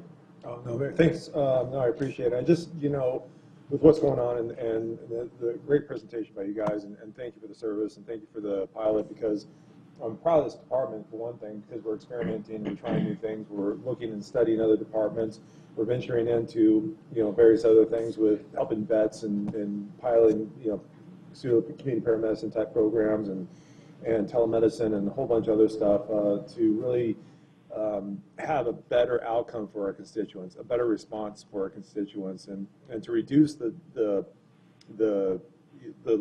reduce the 911, so to speak, and trying to help, as we become more dense within the city, we have to be very creative, and the fire department has been doing a great job on trying to be ahead and be in front of that as we start to change and as we start to increase with our population. But to that said, obviously we have risks and sacrifices, and we have to take a truck, we have to bring it down south to the opening of the news station, but we do lose a truck up in an essential area that is becoming more dense. And it's not just that station, it's being able to forecast, the fact that with our population, with what we have and the structures that we have, we still have to have more trucks in service. So I'm just getting the council prepared that we have to start looking at what we're doing in the future and opening up further stations, more stations that are having more density. That we say by the 202 and the development, the high-rise development we have down there, we need more ladder companies. We're going to need more engines for the growth of the height. And we got to get in front of this stuff. But I have to say the low acuity stuff is essential as part of that growth, because it helps tackle those calls that we don't have to take a 4-man crew to, and we can handle it at that level. So the whole complexity of of what we need to be doing and how we need to be growing, this is a great first step. But to that, we still need to have fire trucks. We still need to have ladder companies. And I just hope this council and the future council understands that, because we still need to start thinking about those things as we grow. Thank you. All right, next item is speed limits. Mr. Bessler, Julian, come on down.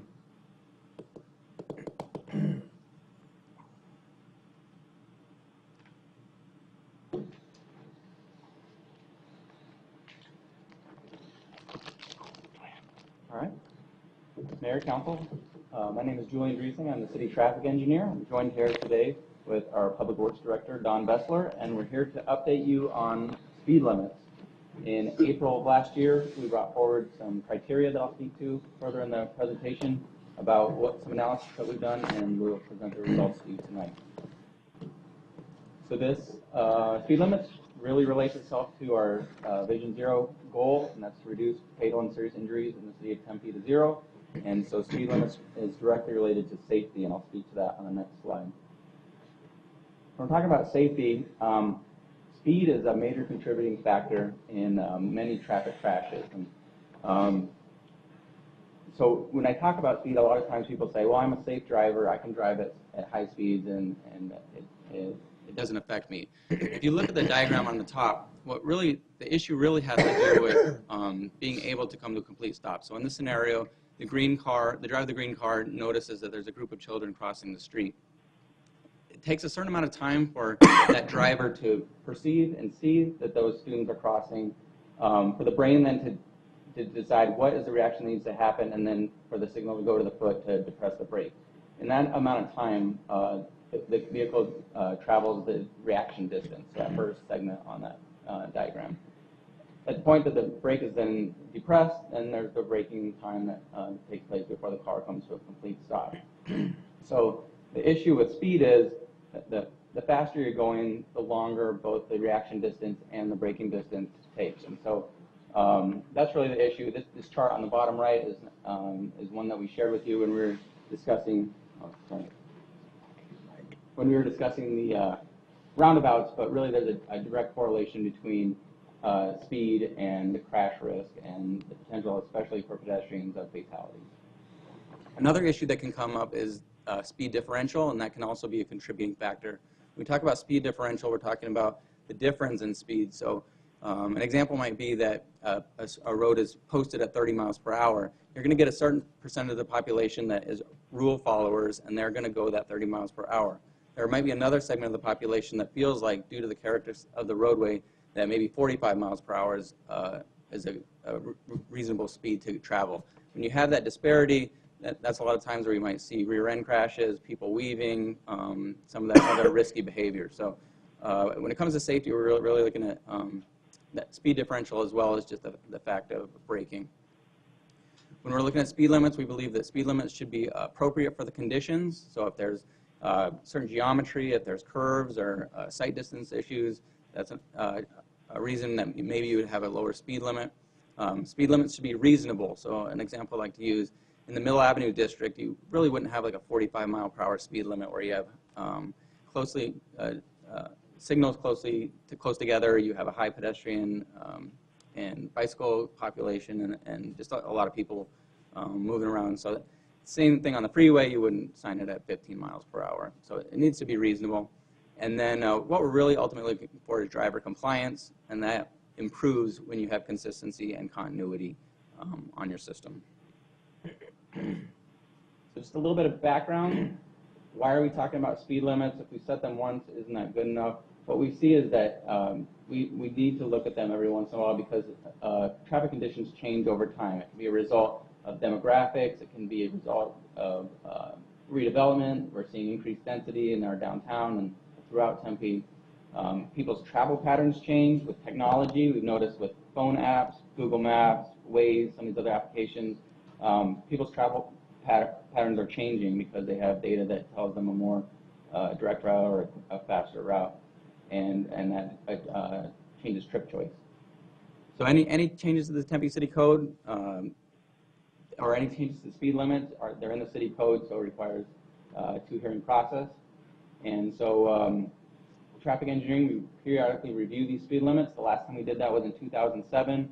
We felt that it was time to look at some of those, but instead of doing a full analysis of the whole city, which would be difficult to do, we agreed at the April 2017 meeting that we would focus on 4 criteria for this round of analysis. And those were high school 35-mile-per-hour zones. We just wanted to get an idea of what kind of compliance we're getting, and we do get concerns sometimes from our residents about those, so we wanted to do some analysis there. Look for locations where there might be inconsistency or discontinuity in the system.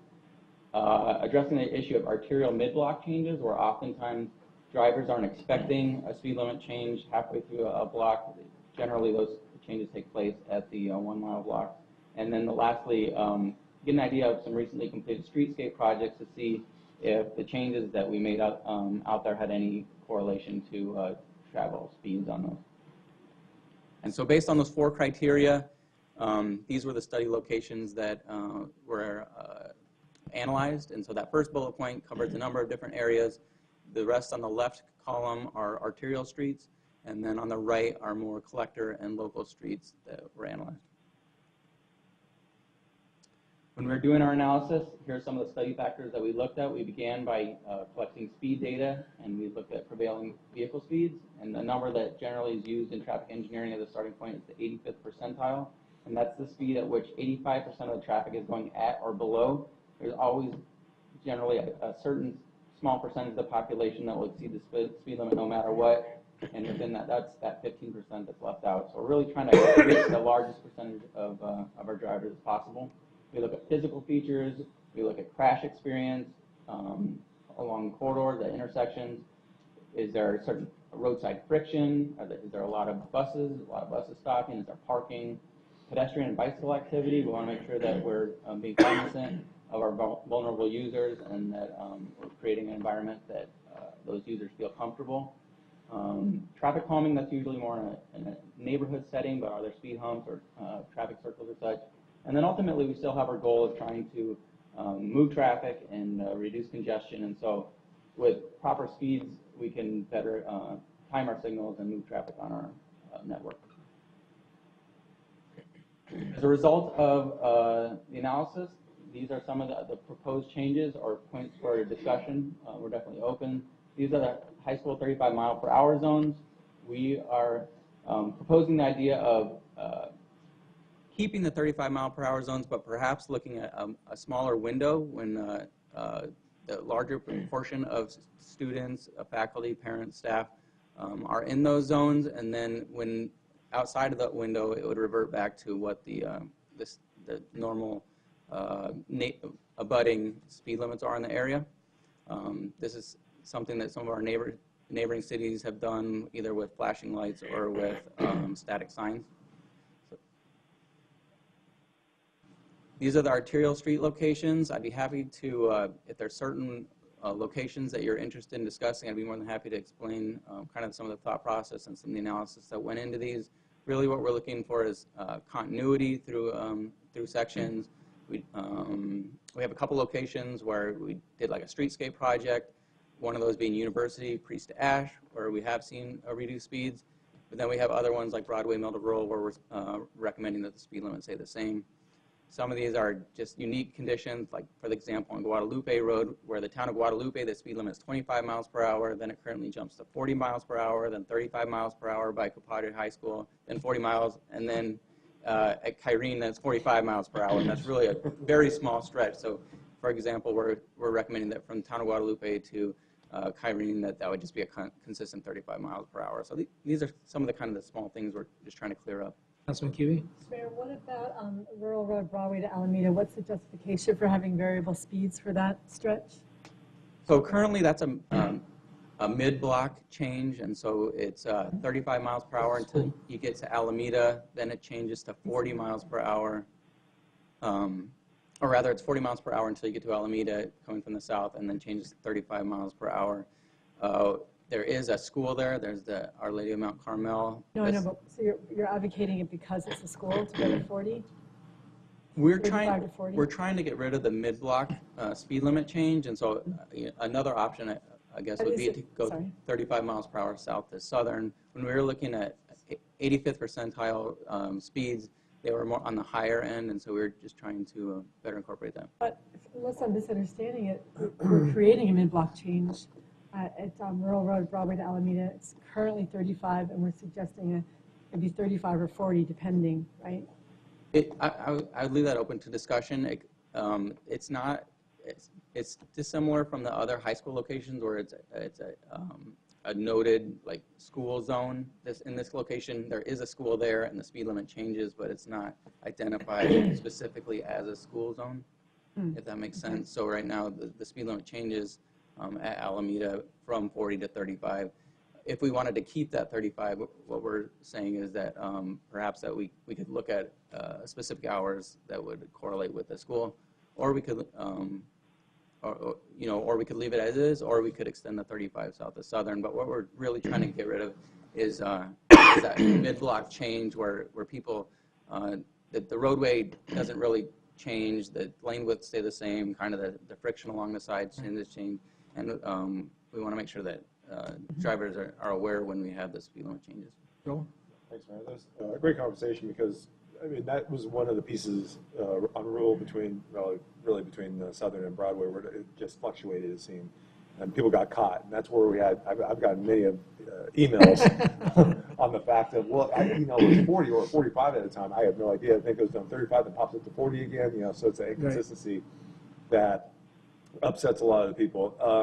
It's a great, debate, so to speak, because we're talking about Mount Carmel, but then you got others like on Guadalupe. There's plenty of other church schools, that kind of fit that criteria. So are we catering to one or catering to all, so to speak? And what does Mount Carmel think about this? I have no idea.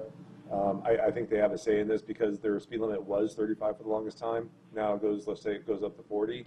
I like to value that. And it's a school that's been recognized as a school for a long period of time.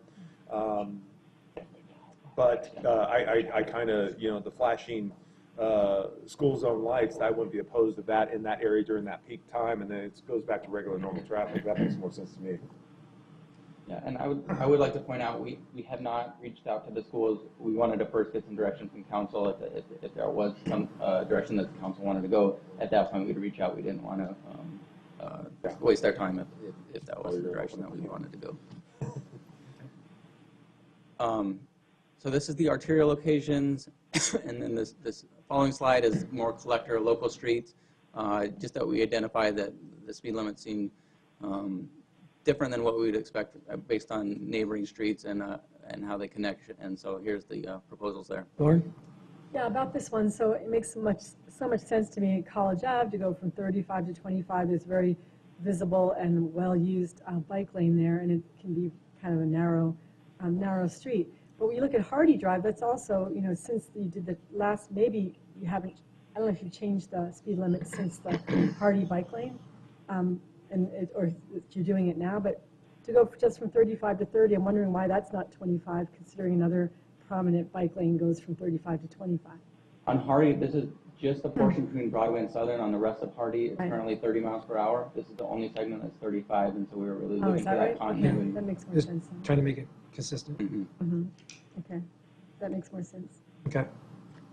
Okay, and so here's just, sorry the text is so small, but this is kind of the process that we've gone through so far.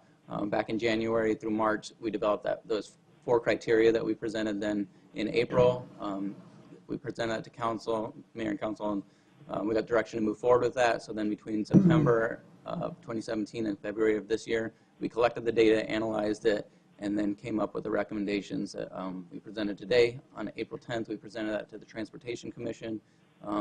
They approved that and asked us to move that forward. Here we are today. That's the green line presenting to you, Mayor and Council.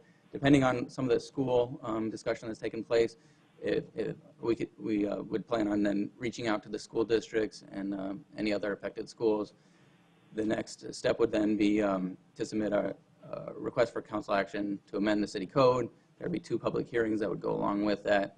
And then we don't want surprises, so we would educate our residents of those changes, fabricate and install speed limit signs, and then continue to educate. Our goal here is really to improve safety and make it better. So we definitely want to get that word out, use orange flags, use whatever outlets we can, social media, others, to make sure that everybody's aware of any potential changes. I thank you guys for this. I think this is, you guys, you're the experts. You've done a great job with it. I could honestly tell you that the high school one, the reason why that was because of a high school board member. There was an incident that happened at Marcos because he used to have open lunch, open campus, and a kid was hurrying to get back to school, got an accident, went through the fence by the football stadium on Guadalupe. And ever since that happened, that's when they went 35 the whole time. I'm fine with being 35 during, the school time frame. This be consistent with all the other cities, and I'm fine with the recommendations that you have. Councilmember Cubey, then. Can we go back to the high school zones, Greg? Is that okay? Is a few back? So, I do have issue with changing. For the most part, we're reducing speeds and we're getting rid of discontinuities. That makes sense to me. But when you look at high schools, it's not necessarily just. And we've talked about this, and I really respect the position you're taking. You've had some resident requests and all. But when you look at all the activity that happens around a high school, not necessarily during the high school hours, but there's basketball games, there's city forums on bike lanes, there's lots of different events that happen, and so it's very much a center of commerce and activity. And when you have a higher speed and you have also bike lanes and pedestrians getting involved, like anytime you increase the speed, it worries me from a public safety point of view.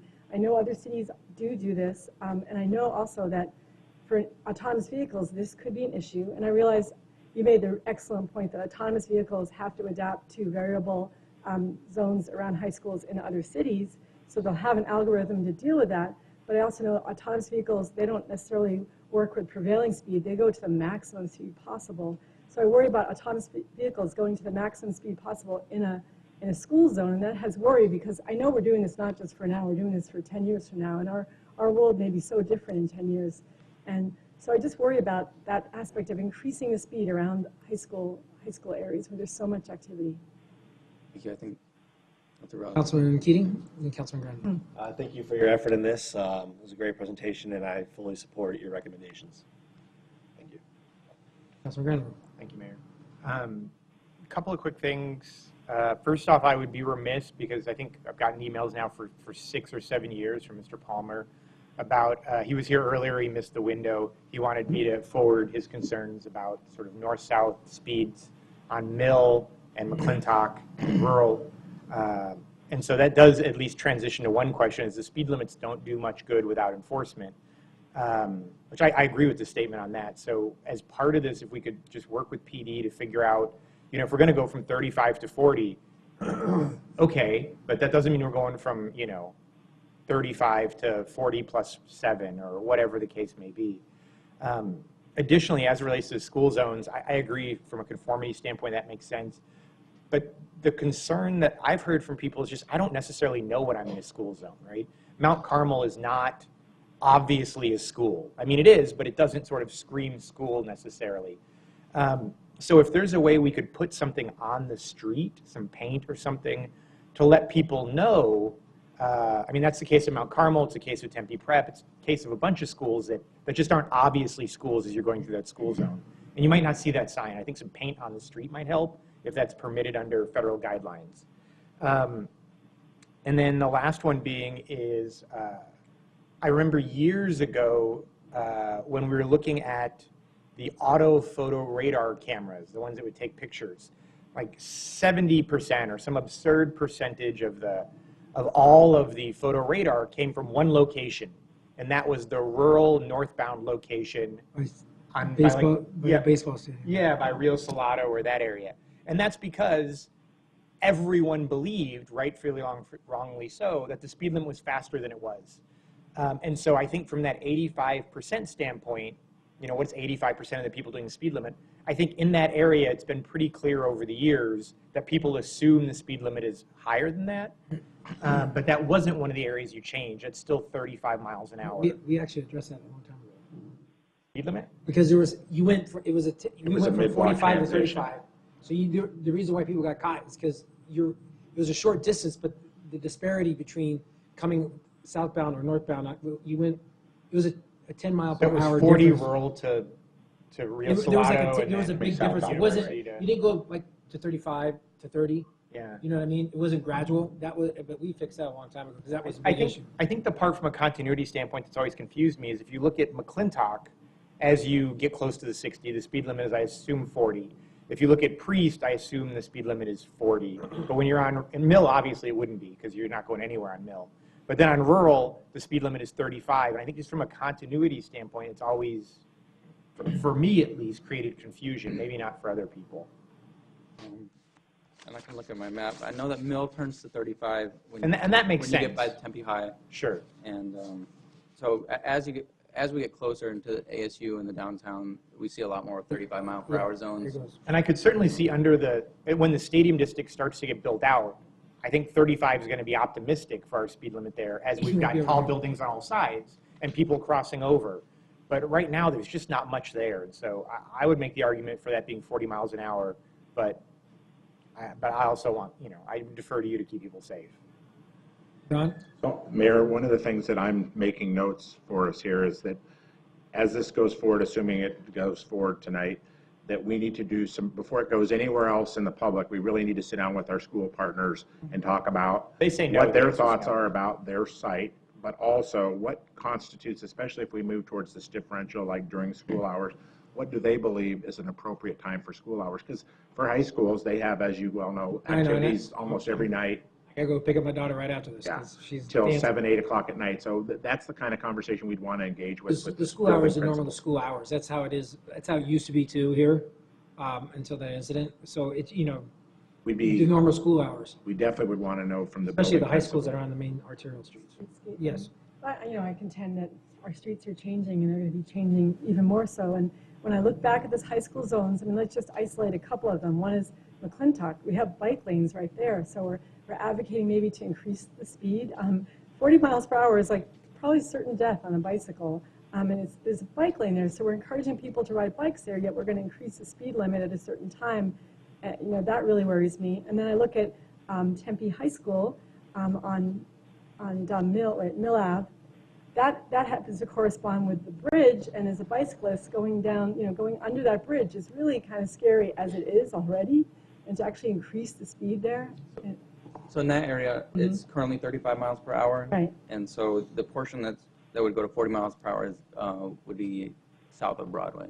Oh, good. Yeah, it's not that clear. So I revert back to the McClintock. That really concerns me because we've had a lot of contention over the bike lanes, and primarily we're focused on safety. And to me, to increase speed when it's really the only arterial road that is a bike lane, and increase the speed there around the high school with so much activity going on that really worries me. And I wonder, have we gone to the Transportation Commission with all of these, and have we gone to the bike community as well? I did give this presentation to the Transportation Commission. Mm-hmm. We did not take it directly to the bicycle community. And the Transportation Commission was in concurrence? Mm-hmm. Okay. And this is not the end all of speed limits. If there's certain locations that you would like us to look into, I can see as the Vision Zero process plays out, that there could be additional recommendations at some point on a more on a larger scale. But these are just based on that 4 criteria. I think the consensus is to move forward, but with the caveat, you need to talk to the school districts and get their input, because that's going to sway whether or not we adjust. Is the consensus from the council everything else is good based on presented? Okay. So with that, though, if you can move forward with what you have, but you need to make sure you get with the school districts and the school zones to see if they're okay, keeping it the way it is, or if they want it to revert back to only during school hours. And I guess you need to define what school hours are. So, Mayor, prior to us coming back to you with any proposed changes to the code, we would report back out on what those school district conversations That would be look great. like. It could be in a Friday. Well, yeah. We'll do it probably in a Friday packet, and then as we come forward with whatever comes out of this, we'll make sure that it's accentuated, that what the wishes were by the school district. Councilman Granville. Let me ask you, Mayor, would it be helpful, my concern is I don't want it to be patchwork. Would it be helpful to get some consensus for staff to say, look, whatever we decide, it's not going to be yes to Corona, no to Marcos, No, yes to it- McClintock. it's not gonna be like that. Okay, so We- it's we're all, trying to kind be of an all or consistent. none sort of thing. Yeah, I mean, well, Okay. of course, I wouldn't even think like that, but yeah. Because we're trying to be consistent. Right now, it's all 35 miles an hour in the school zone. And what you're proposing is all be consistent. That's why I would think that way. Okay. So I'm going based off what you're proposing. Okay. Okay? All right, thank you very much. Thank you. All right. Next is regulations governing bicycles, crosswalks, and street crossings. I think you want to continue this one? Or, okay. We're going to continue this to a future date. Next is future agenda items. Seeing none. Go to the next portion of our agenda is our committee of the whole items that's listed under section 4. Audience members have up to 3 minutes to speak to the council. If you'd like to speak on any of the items, please fill out a speaker's card, which can be found in the back of the council chambers. And is there anyone, I don't have any cards, is there anyone in the audience other than the skateboarders? David, mute your phone. You know what that is? Skateboarders. No, it's skateboarders. It's upstairs. Skateboarders. Oh. Never mind, With David. that being said, Sorry. is there anyone in the audience wishing to address us under committee of the whole? Could you please get my attention? Seeing none, I'll close that portion of the call to the audience. Items 4A1 is the free arts programming in neighborhood parks.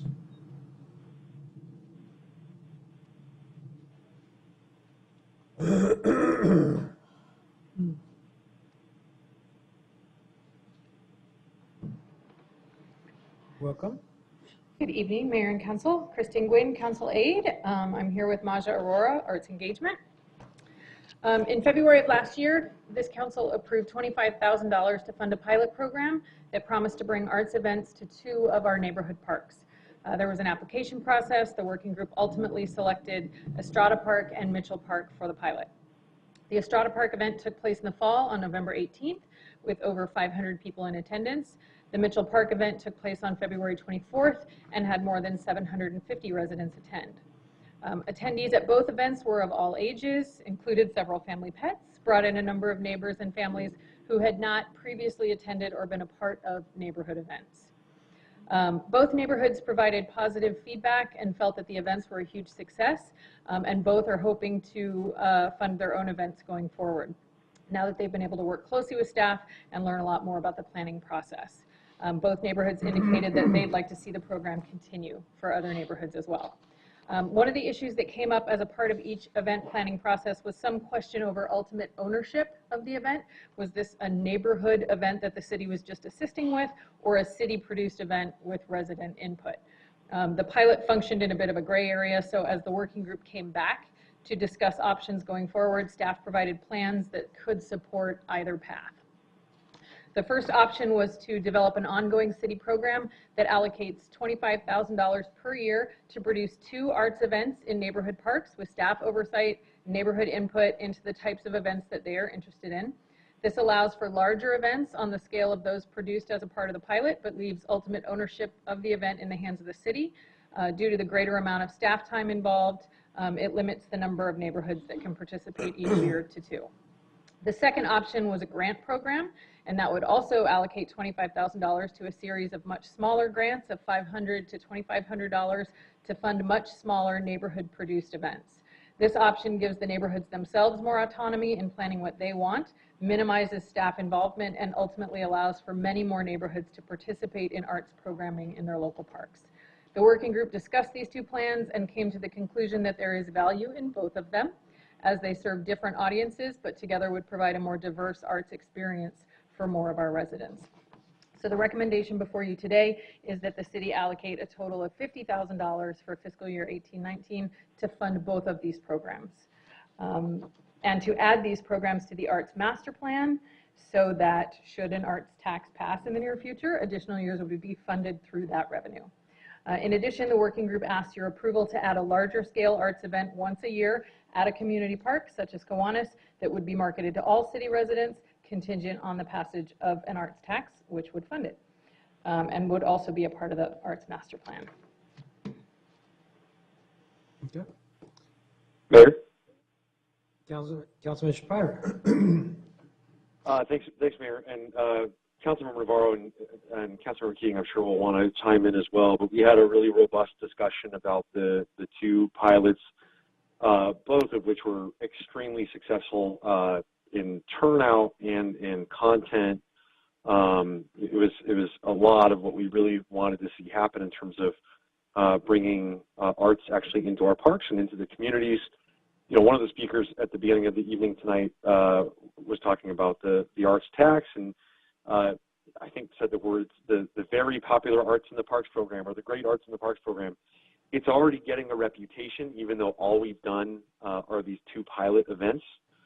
And so it's super exciting to see the momentum it's gained so far. We don't want to lose that momentum, and so we're hoping that the council will be on board with this sort of step one of the plan and step two. And step one is you know, these two grant opportunities for the two big events, and then for the smaller events with a separate pot of funds. And then step two would be you know, this idea of having like a big community event more towards the center of the city in Kiwanis Park, and actually having like a large Arts in the Parks festival there, recognizing that that would be, you know, a relatively more costly event than the other Arts in the Parks events, and recognizing that, you know, the arts tax would probably need to pass for that to be a viable event. So I hope the rest of the council will be on board with what our work group came up with, but we're very excited about the future prospects of this program. Okay, I think this is a great program. My only question would be for Ken is, and I support this, but where's the $50,000 going to come from? I mean, do you already have money set aside for this? Your wallet, you forgot your wallet. So in other words, like, because, you know, we have a budget, so is this something that's coming up that we have to look at if we say yes to this now? Is that taking something away from someone else that we need to know? I know we talked earlier in the evening about human services and some of the things that could be coming there. So, you know, that's potentially additional money as well. So, like, is this money that's budgeted for this, or is this money that it's not budgeted? If it's not, where is this money going to come from? I know we're looking at having this, the arts and cultural tax passed by our residents, but that's why I just thought I would ask, because I do support, I think this is overwhelmingly successful. Thank you, Mayor. Ken Jones, Deputy City Manager. There is no money in the budget for this currently. If you wanted to add money to the budget, there's no magic number that says you can't spend this amount of money. We know that the budget is based on a forecast of 5 years, and we try to limit it to a certain amount. $50,000 is not going to throw us over or under. I wish our forecasting was within $50,000 range, but it's probably not, especially over 5 years. So you have a couple choices. You know, we establish limits, and we try to hold staff to that, and we recommend limits to you. We can add $50,000 to the budget, and the impact would be there'd be $50,000 left for future years. If you want to take $50,000 out of the budget, we can come back to you and propose how to do that. It's completely up to you. Okay. Mayor. Joel? Yeah, thank you, Mayor. For our pilot, we did get the money out of our leaseback agreements for the pilot that we did use. Did the council approve that, or was that where that pot of money came from, or to fund this? The pilot came from the Municipal Arts Fund. Okay, all right, I was misinformed. I thought it was part of the other thing. I was going to say, well, and this is the council, and I think we've, you know, and from the community and from what we've seen out there in terms of what it did to the neighborhoods, how impactful it was to the neighborhoods. Yeah, it was a great success. You know, there's obviously things that we can do to enhance it, even do a little bit better staging equipment and things like that, that produces a quality program for these neighborhoods. You've probably seen these events in various other places throughout the country, and how successful they are there. You know, we do have an option if we do continue it this year, to keep the momentum going and trying to figure out where to budget from. And then if this arts tax does pass, you know, at least we have some ability to work with at least this year coming up, and then figure out what we need to do for years after that. But once again, it is how important that the arts tax is not just funding the TCA, so to speak, it's funding the city in a variety of different aspects. So this is just one program that has a huge success, which I really, truly support. But, you know, obviously we're going to have to make a decision on if we're going to fund it for next go around or not. Councilman Keating? Could we possibly use innovation funding, especially if we bring one to central Tempe? It wouldn't have been done before. I mean, is that a potential source to use innovation I'm all funding? about the funding this, but innovation is you can't just dip into that. That's a different role. I can do anything. I know you could. I know you would want to. More people can. Councilman Katie? No, I was on the working group for this, and I thought it was very successful. I was very pleased with the results, and hope that we fully fund it for next year. It sounds like there's consensus to move forward. Or Councilman Granville? Yeah, absolutely, the consensus to move forward. I would say it was as good as I've ever seen programming done. It was broad, it was diverse, it was a whole bunch of different population segments brought in. Like you'd be hard pressed to find a single criticism of anything that happened in this program. I do think though that we bridge it until the arts tax, and then it gets rolled into the larger program, and also into those departments and those work groups and those expertise to receive the grants and do all of it that way, so that it's not so that it becomes an institutionalized process as opposed to sort of ad hocism. All right. So looks like there's consensus to move this forward for this next year until the arts. Thank you. Thank you. Great. Next item is new items for consideration. We don't have any. And then items in progress. Anyone? Not really. Seeing none. The only announcement I have is we have a Tempe Impact Education Foundation event tomorrow through the TIE event, and I hope everyone can make it. Let me pull it up where it is. It is at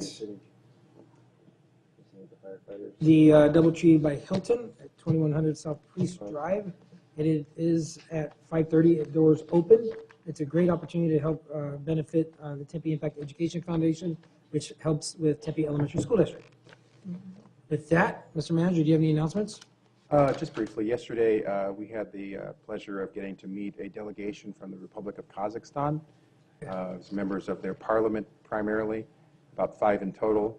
Had a chance to talk to them, learn a little bit about what they do, and they heard about what we did from several members of city staff. So thank you to the People to People organization for arranging it, and for Jenny Belusic and Megan Hutchison from our Diversity and Strategic Management Office for coordinating on our end. Well done. Okay. With that, we're adjourned.